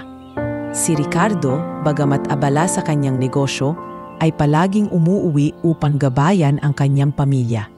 At si Rosa, sa kabila ng mga pagsubok, ay natutong humawak ng mas malaking responsibilidad. Para kay Lira, higit sa lahat, nagsilbing inspirasyon ang kanyang ina. Nakita niyang ang isang simpleng babae na dati nakatali lamang sa pagtitinda ng gulay ay naging matagumpay dahil sa sipag, tiyaga at pagmamahal. At sa bawat umaga na nagigising sila sa amoy ng bagong lutong tinapay, ramdam ng pamilya na ang kanilang buhay ay nagsimula ng magbago. Hindi lamang dahil sa yaman, kundi dahil sa pagkakaroon ng panibagong simula na puno ng pag-asa at dignidad. Habang tuloy-tuloy ang pag-unlad ng kanilang pamilya, lalo pang lumalawak ang mga pangarap ni Lira. Mula sa pagiging batang dati ay halos araw-araw pinapahiya ng prinsipal, siya ngayon ay kinikilala sa kanyang bagong paaralan bilang masipag, matalino at may malasakit sa kapwa. Ngunit hindi siya nakontento sa mga pagkilalang iyon. Sa puso niya, alam niyang mas malaki pa ang misyon niya sa buhay. Isang gabi, habang nag-aaral siya sa kanilang mesa, nilapitan siya ni Ricardo. "Anak," wika ng ama, "malapit ka nang magtapos sa high school. Nais kong pag-usapan natin ang iyong kinabukasan. Anong kurso ang nais mong kunin sa kolehiyo?" Nag-isip si Lyra. "Tatay, gusto ko pong maging guro. Alam kong marami sa mga batang katulad ko ang nawawala ng tiwala sa sarili dahil sa mga taong mapang-api. Gusto kong maging boses nila. Gusto kong maging guro na magpapakita na lahat ng bata may halaga." Napangiti si Ricardo at nakaramdam ng tuwa at pagmamataas. "Kung iyon ang nais mo, susuportahan ka namin ng buong puso. Gusto kong ipagpatuloy mo ang laban na sinimulan mo, hindi sa pamamagitan ng galit, kundi sa pamamagitan ng paghubog sa kabataan. Nang dumating ang panahon ng aplikasyon para sa kolehiyo, pinili ni Lyra ang kursong edukasyon sa isang kilalang unibersidad sa lungsod. Hindi naging madali ang kanyang paglalakbay papunta roon. Sa unang pagkakataon, kailangan niyang mahiwalay sa kanyang pamilya upang makapagsimula ng panibagong kabanata. Noong unang araw ng kanyang klase sa kolehiyo, dama niya ang kaba. Malaki ang unibersidad at karamihan ng kanyang mga kaklase ay galing sa mayayamang pamilya. May ilan na nakatingin sa kanya nang may pagtataka dahil sa kanyang simpleng pananamit. Ngunit hindi siya nagpadaig. Pinili niyang maging magalang at masigla. "Hi, ako si Ana," bati ng isa niyang kaklase. "Baguhan ka rin ba dito?" "Oo," sagot ni Lyra na may ngiti. "Ako si Lyra. Masaya akong makilala ka." Sa paglipas ng mga buwan, natutunan niyang makihalubilo sa iba't ibang uri ng tao. Nakahanap siya ng mga kaibigan na hindi nakabatay sa kayamanan kundi sa kabutihan ng loob. Unti-unti niyang naipapakita ang kanyang galing sa klase, lalo na sa mga talakayan tungkol sa edukasyon at karapatan ng mga bata. Isang araw, sa isang klase, inanong ng kanilang propesor, "Ano para sa inyo ang pinakamahalagang katangian ng isang guro?" Maraming estudyante ang nagsabi ng talino, disiplina at sipag. Ngunit si Lyra, nang siya'y tinawag, ay sumagot ng buong puso. "Para po sa akin, ang pinakamahalagang katangian ng isang guro ay ang malasakit.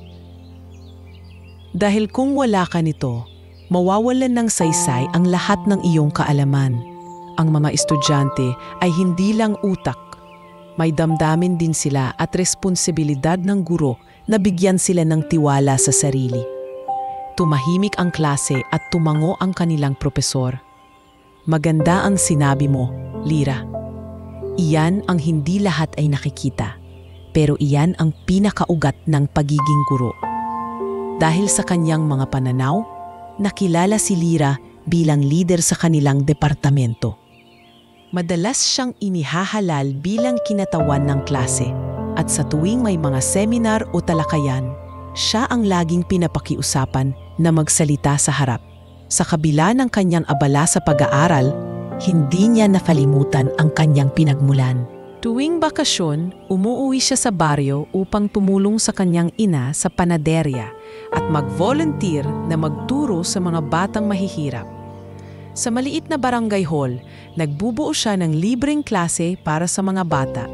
"Teacher Lyra," tawag ng mga bata, "ituturo niyo po ba ulit sa amin ang tungkol sa pagbabasa?" Ngumiti siya. "Oo naman, huwag kayong mawawala bukas ha. Magdadala ako ng mga librong magaganda." Doon niya nakikita ang saya at inspirasyon na dulot ng pagtuturo. Kahit hindi pa siya opisyal na guro, ramdam na ng mga bata ang kanyang malasakit. Isang gabi, habang nagpapahinga, kinausap siya ng kanyang ina. "Anak, nakikita ko ang saya mo tuwing nagtuturo ka. Iyan ang tunay mong misyon, at natutuwa akong hindi mo nakakalimutan kung saan ka nanggaling." Naluha si Lyra.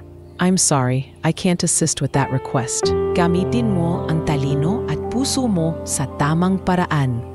Ang tagumpay na walang kabutihan ay walang saysay. Dumaan ang 4 na taon ng kolehiyo. Hindi naging madali. May mga gabing halos hindi natutulog si Lyra sa dami ng proyekto. May mga panahong nakakaramdam siya ng pagod at panghihina. Ngunit sa bawat pagsubok, lagi niyan inaalala ang kanyang pangarap, ang maging guro na magbibigay ng pag-asa. Nang siya'y magtapos, halos buong baryo ang dumalo. Si Ricardo at Rosa ay punong-puno ng tuwa. "Anak, natupad mo na ang unang hakbang ng pangarap mo," wika ng kanyang ama habang niyayakap siya. "Opo, tatay," sagot ni Lyra habang tumutulo ang luha ng kasiyahan. "Pero hindi pa dito nagtatapos ang laban ko.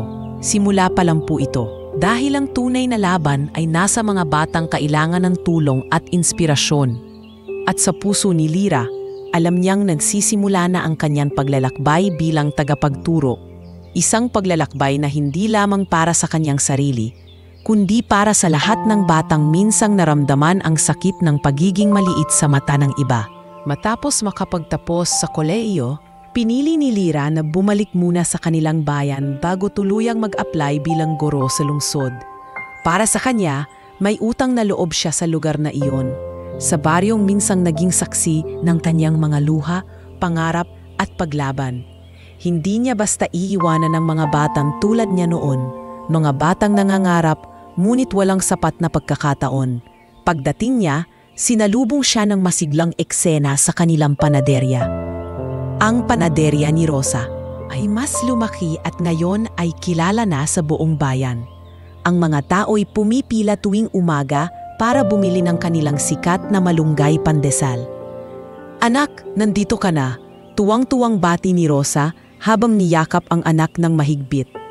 "Ang tagal naming hinintay ng tatay mo ang araw na ito." "Tapos ka na sa pag-aaral, guro ka na." Nakangiti si Lyra may halong luha ng tuwa. "Nay, hindi lang po para sa atin ang tagumpay na ito. Para rin ito sa lahat ng batang mahirap na nangangarap." Sa sumunod na mga araw, nagsimula siyang magboluntaryo sa barangay hall upang magturo ng libreng klase sa mga bata. Doon niya muling nakilala sina Mario at iba pang kababata na dati ring madalas apihin. Ngayon, sila'y mga kabataang naghahanap pa rin ng liwanag sa gitna ng kahirapan. "Teacher Lyra," sigaw ng mga bata tuwing siya'y dumarating. Bit-bit niya ang ilang aklat at papel na binili niya mula sa lungsod. "Mga anak, magsisiwala tayo sa pagbabasa," masiglang sabi niya. "Pero tandaan ninyo, hindi lang ito tungkol sa pag-aaral ng letra at numero. Ito rin ay tungkol sa pagtitiwala sa inyong sarili." Habang nagtuturo siya, napansin niyang ang mga bata ay masaya at sabik matuto. Marami sa kanila ay hindi kayang magbayad ng tutor o wala ring sapat na gamit para sa eskwela. Ngunit sa simpleng pagtuturo ni Lyra, nagkakaroon sila ng pag-asa. Isang araw, nilapitan siya ni Mario. "Lyra, salamat sa ginagawa mo. Alam mo bang dati, halos gusto ko nang huminto sa pag-aaral, pero dahil sa'yo, naiisip ko pa ring mangarap. Gusto ko ring maging guro balang araw." Napaluha si Lyra at niyakap ang kaibigan. "Mario, kaya mo.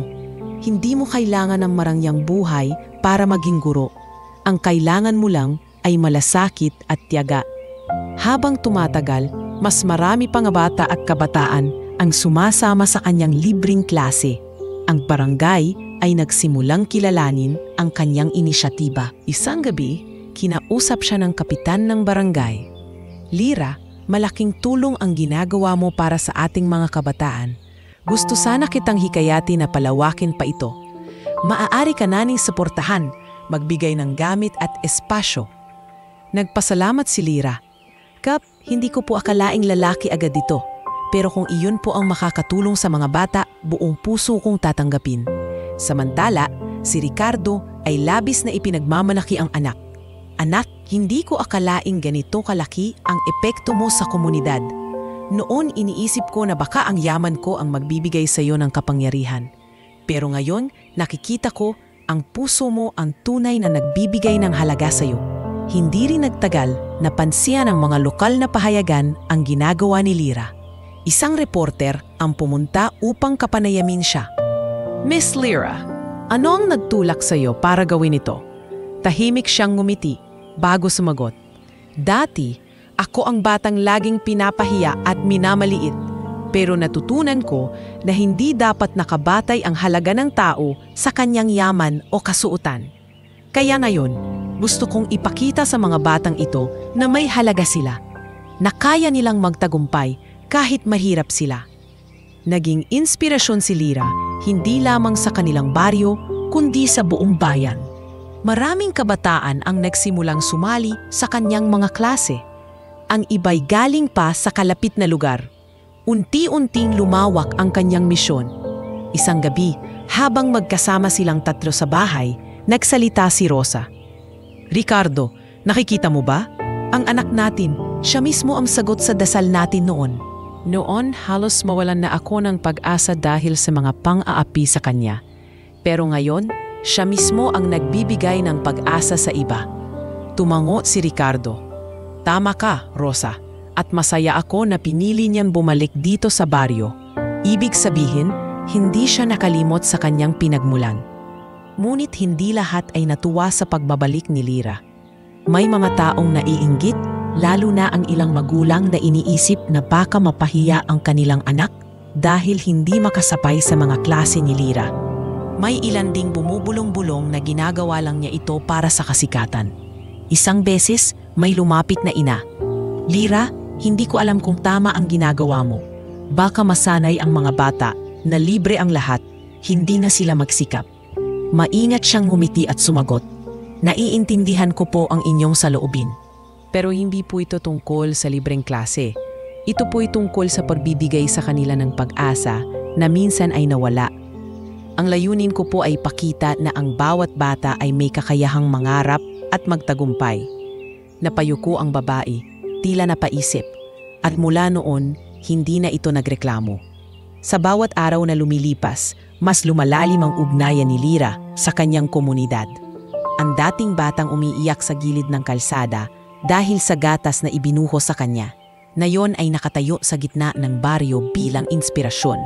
At habang tinitingnan siya ng kanyang mga magulang mula sa malayo, ramdam nilang higit pa sa kayamanan ang naabot ng kanilang anak. Si Lyra ay naging sagisag ng pagbabago, hindi lang para sa sarili, kundi para sa buong komunidad na minsang walang nakikita kundi pangungutsya at kahirapan. Matapos makilala si Lyra sa kanilang baryo bilang inspirasyon, hindi rin nagpaligoy-ligoy si Don Ricardo sa kanyang susunod na hakbang. Alam niyang hindi sapat ang sariling tagumpay ng kanilang pamilya. Nais niyang maitaas din ang antas ng pamumuhay ng buong komunidad. Kaya isang gabi, habang magkasamang nakaupo sa mesa ang pamilya, nagsalita siya. Rosa, Lyra, panimula niya. Hindi tayo dapat tumigil sa pagbabago dito lamang sa ating bahay. Kung may kakayahan akong magpatayo ng negosyo at paaralan para sa aking anak, dapat kaya rin nating tulungan ang iba. Tumango si Rosa at ngumiti. Tama ka, Ricardo. Alam kong matagal mo ng pangarap na makapagbigay ng mas malaki sa komunidad.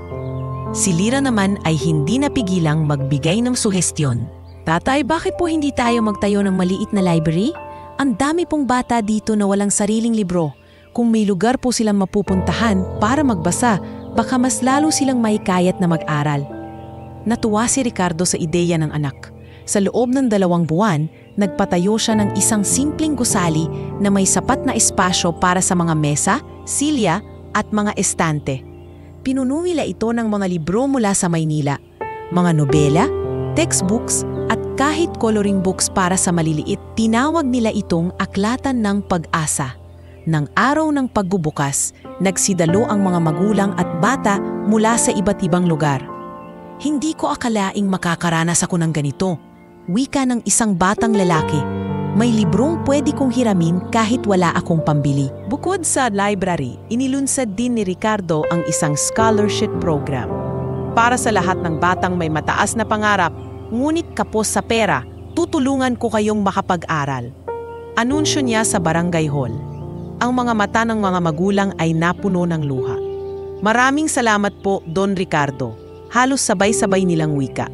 Hindi nagtagal, dumami ang mga batang nagkaroon ng pagkakataong makapag-aral sa mataas na antas. Ang ilan ay nag-enroll sa bayan. Ang iba naman ay nakapasok sa lungsod. tuwing bakasyon, bumabalik sila upang tumulong sa barangay. Parang tradisyon na ng mga iskolar ni Ricardo na magbigay ng serbisyo sa kanilang komunidad. Sa gitna ng lahat ng ito, si Lyra ang nagsilbing mukha ng pagbabago. Madalas siyang iniimbitahan upang magsalita sa mga pagtiipon. Mga bata, wika niya sa isang talumpati, huwag kayong mawawala ng pag-asa. Naranasan ko ang pang-api at pangmamaliit, pero napatunayan ko na hindi iyon ang magtatakda ng ating kapalaran. Ang mahalaga ay ang patuloy na pagsusumikap at pananampalataya. Lumakas ang loob ng mga kabataan. Kung dati halos walang gustong pumasok sa eskwela dahil sa kahirapan, ngayon ay masigasig na silang nag-aaral.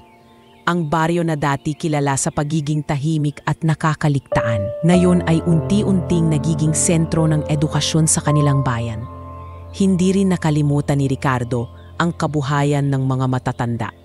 Nagpatayo siya ng maliit na kooperatiba upang matulungan ang mga magsasaka at tindera. Hindi sapat na mga bata lang ang umasenso, aniya.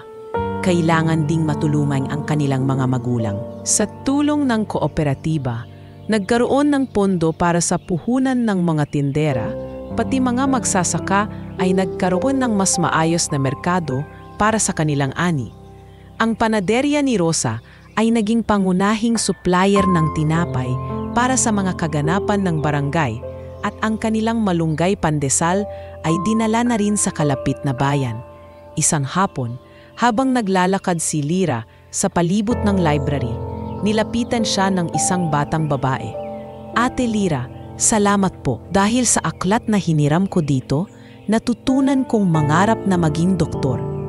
Naluha si Lyra at yumuko upang hawakan ang kamay ng bata. Anak, balang araw matutupad mo iyan. At kapag ikaw ay naging doktor, sana bumalik ka rin dito para tumulong sa iba.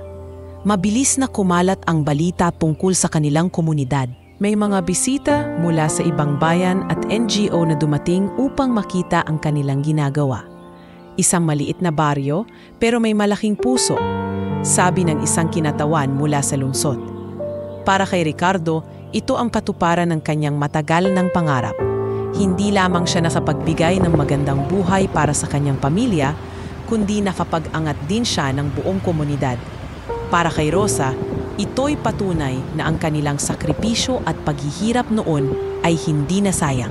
At para kay Lyra, ito ang kanyang pinangarap na mundo, isang lugar kung saan walang batang katulad niya noon ang mararanasan pang maliitin at pagtawanan. At sa bawat sulok ng baryo, mula sa mga batang nagbabasa sa library, mga estudyanteng nakangiti dahil sa scholarship, hanggang sa mga magulang na mas payapa dahil sa kooperatiba, naroon ang damdamin ng pag-asa. Ang baryo na dati kilala sa kahirapan, ngayon naging simbolo ng pagbabago at pagbangon.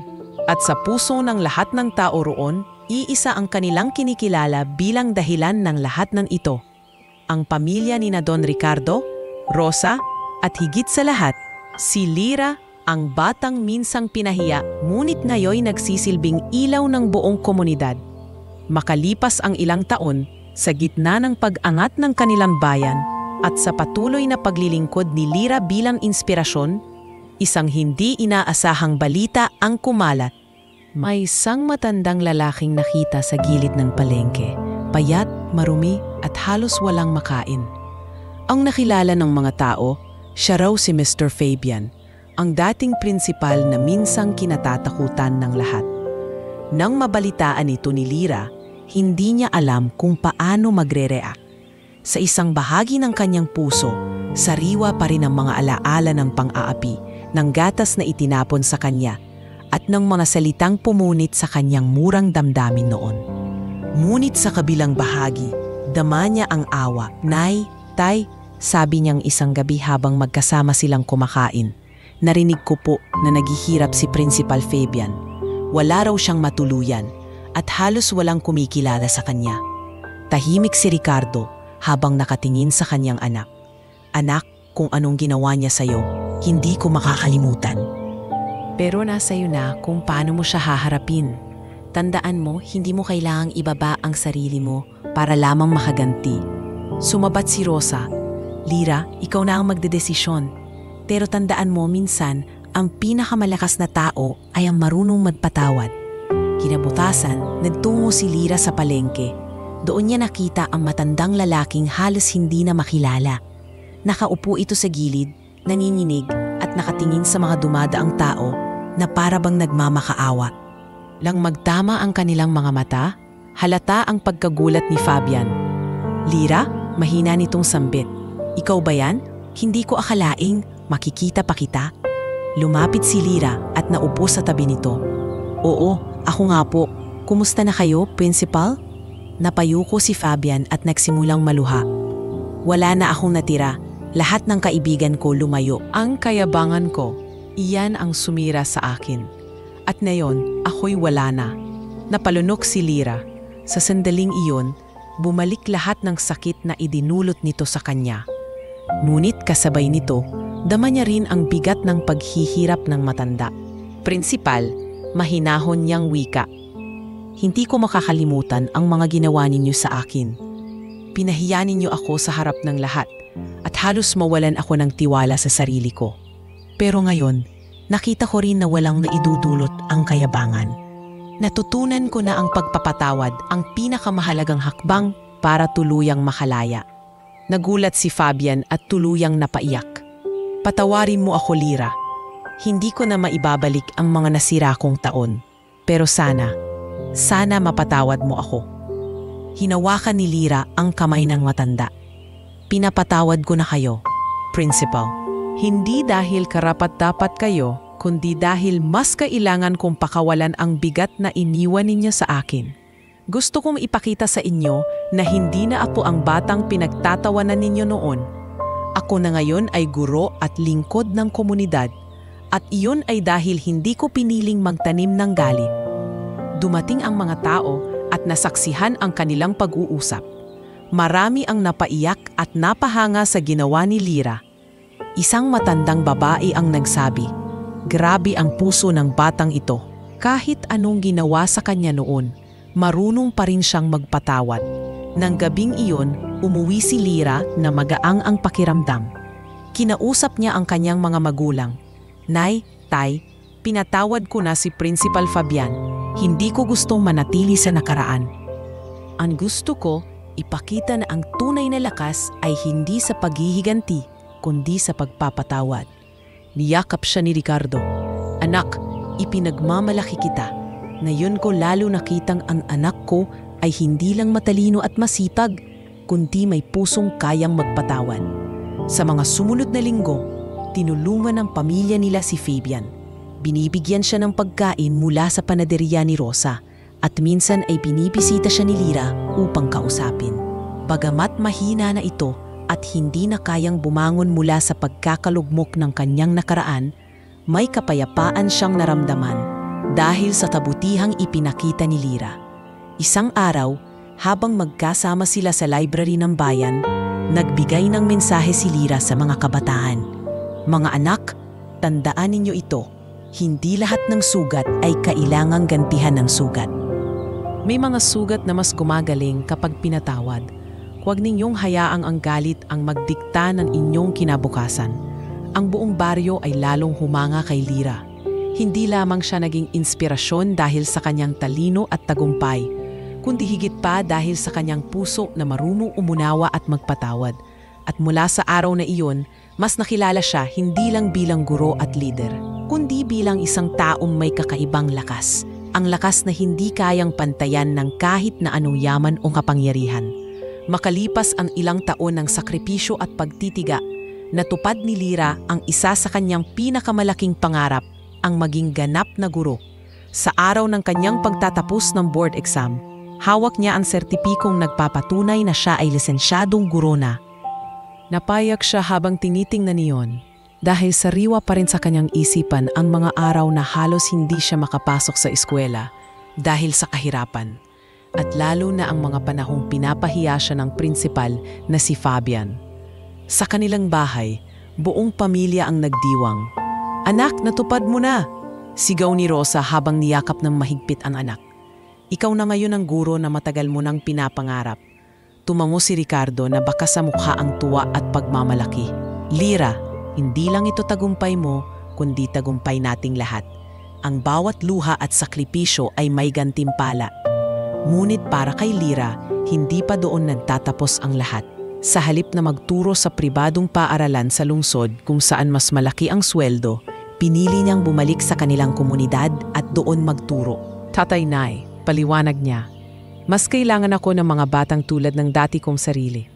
Mga batang walang kakayahang magbayad ng mataas na matrikula, pero may malaking pangarap. Sa unang araw ng kanyang pagtuturo, nakasuot siya ng maayos na uniforme. Habang papasok siya sa silid-aralan, damang-dama niya ang kaba at pananabik. Ang mga bata ay nakaupo, sabik na makita ang bago nilang guro. Magandang umaga mga anak. Bati niya na may malumanay na ngiti. Ako si Teacher Lira at mula ngayon, magiging guro ninyo ako. Pero higit pa sa pagiging guro, sana ay maging kaibigan din ninyo ako. Nagpalakpakan ang mga bata. Ang ilan sa kanila ay nakatingin sa kanya ng may paghanga. Lalo na nang marinig nila ang kanyang pangalan. Siya po yung babae na minsan ay pinahiya ni Principal Fabian, pero ngayon, guro na siya. Bulungan ng ilan. Hindi nagtagal, nakilala siya bilang isang kakaibang uri ng guro. Hindi lamang siya nagtuturo ng mga leksyon sa libro, kundi pati mga aral sa buhay. Kapag may batang nahuhuli sa klase, hindi niya ito pinapahiya. Sa halip tinutulungan niya itong makasabay. Kapag may batang nagkukulang sa gamit, siya mismo ang nagbibigay. At kapag may batang nawawalan ng tiwala sa sarili, inabahagi niya ang kanyang sariling kwento. Alam niyo ba, wika niya minsan sa klase, nung bata ako, madalas akong maliitin. Sabi nila, wala akong mararating dahil mahirap kami. Pero nandito ako ngayon, patunay na mali sila. Kaya kayo, wag na wag ninyong hahayaang diktahan ng iba ang inyong kinabukasan. Unti-unti dumami ang mga batang natutong nangarap dahil kay Lira. Ang ilan ay nagsabing gusto ring maging guro. Ang iba na may nangangarap maging doktor, inhinyero o abogado. At sa bawat pangarap na yon, alam ni Lira na may bahagi siya. Samantala, ang kanyang mga programa para sa mahihirap na estudyante ay naging mas kilala. Nagpatuloy ang scholarship na sinimula ng kanyang ama at siya mismo ang namahala rito. Bawat taon, 12 dosenang kabataan ang nakakapagtapos dahil sa kanilang tulong. Isang araw, inimbitahan siya sa isang malaking pagtitipon ng mga guro sa bayan. Doon, ginawaran siya ng parangal bilang guro ng pag-asa. Sa kanyang talumpati, hindi niya napigilang lumuha. Ang parangal na ito ay hindi lamang para sa akin, panimula niya. Ito ay para sa lahat ng batang minsan nang minamaliit, pinagtatawanan at pinapahiya.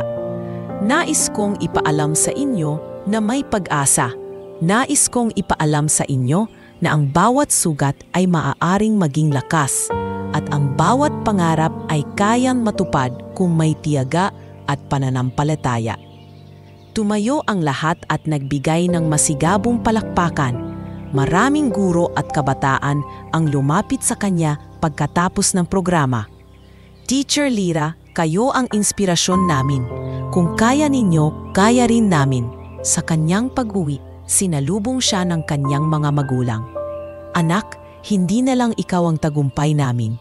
Ikaw na rin ang tagumpay ng lahat ng batang natulungan mo. Sabi ni Rosa na puno ng luha ang mga mata. Hinawakan ni Ricardo ang balikat ng anak.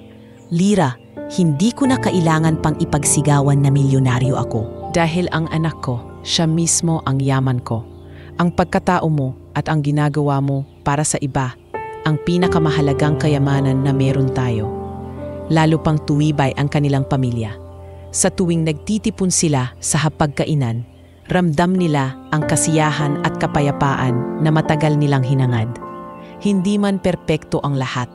Alam nilang malayo na ang kanilang narating mula sa mga araw ng luha at kahirapan. At para kay Lira, ang kanyang pagiging guro ay hindi lamang trabaho. Isa itong panata. Isang panatang magpatuloy na maging ilaw sa dilim, inspirasyon sa mga nanghihina, at sandigan ng mga batang nangangarap. Sa bawat araw na lumilipas, lalo siyang minahal ng kanyang mga estudyante at ng buong komunidad. Ang kanyang pangalan ay hindi na lamang kwento ng isang batang pinahiya sa kalsada. Siya na ngayon ay kwento ng tagumpay, kwento ng pag-asa, at kwento ng isang anak na nagpursige, nagmahal at nagtagumpay. Sa paglipas ng mga taon, lalong naging malinaw na ang kwento ni Lyra ay hindi lamang tungkol sa isang batang minsang pinahiya at pinagtawanan. Ito ay naging alamat ng isang komunidad na muling bumangon dahil sa tapang, kabutihan at malasakit ng isang pamilya. Ang dating baryong tahimik at nakakaligtaan ngayoy puno ng sigla at kinikilala sa buong bayan. Isang hapon, sabay-sabay silang nakaupo sa kanilang bakuran. Si Don Ricardo, si Rosa at si Lyra. Ang hangin ay malamig at ang araw ay unti-unting lumulubog sa likod ng bundok. Sa kanilang paligid, maririnig ang tawanan ng mga batang naglalaro mula sa libraryo na kanilang itinayo noon. Anak, wika ni Ricardo habang pinagmamasdan ang masayang tanawin. Ito ang matagal kong pinangarap. Hindi lamang ang makita kang magtagumpay, kundi ang makita ang buong komunidad na bumangon kasama mo. Ngumiti si Lyra at tumango.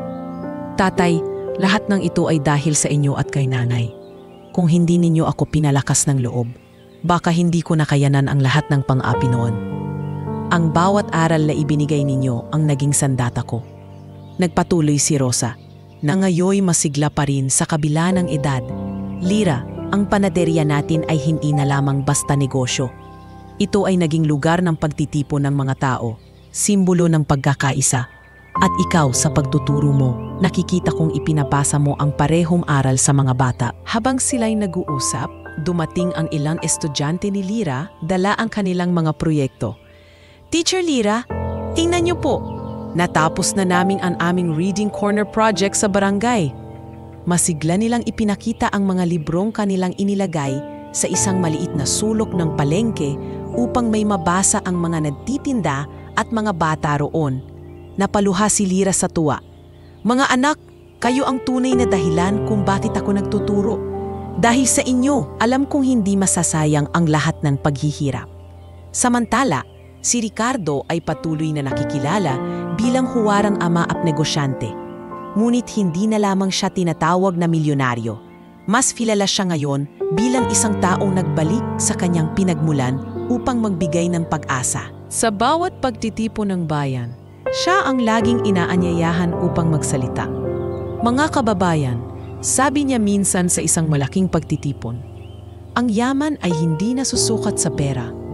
Ang tunay na yaman ay nakikita sa mga batang nag-aaral, sa mga magulang na may pag-asa, at sa isang komunidad na nagtutulungan.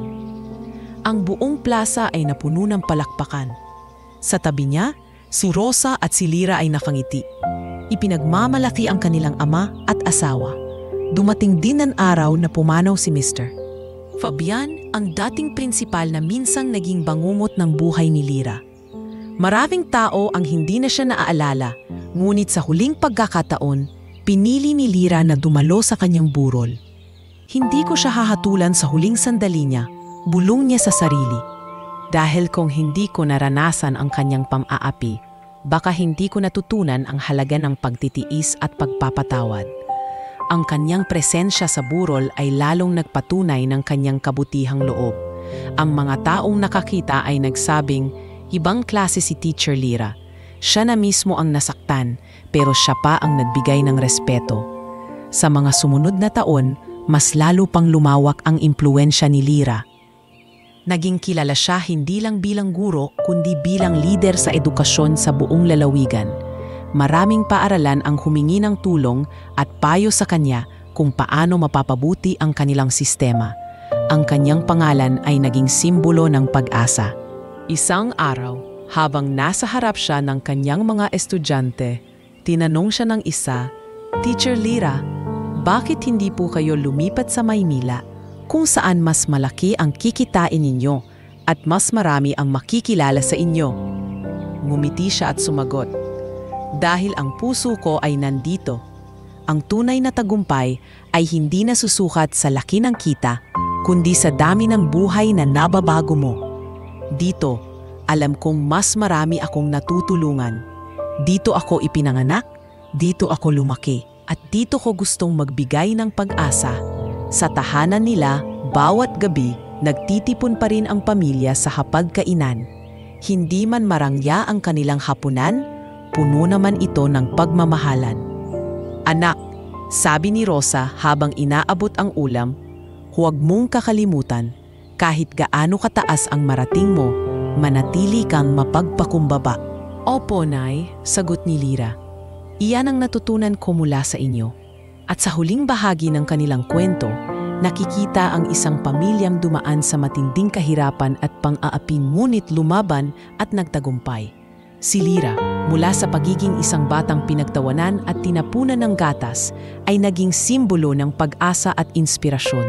Si Ricardo, mula sa pagiging seaman na nadlihim ng kanyang yaman, ay naging haligi ng pagbabago sa kanilang komunidad. At si Rosa, mula sa pagiging tindera ng gulay, ay naging matatag na haligi ng negosyo at tahanan. Sa paglubog ng araw at sa pagsikat ng panibagong bukas, malinaw ang kanilang kwento na sa harap ng lahat ng sakit at pang-aapi, kayang bumangon ng tao. At sa dulo, ang isang masayang pamilya, buo, nagtagumpay at minahal ng kanilang komunidad ang naging sagot sa lahat ng pagsubok.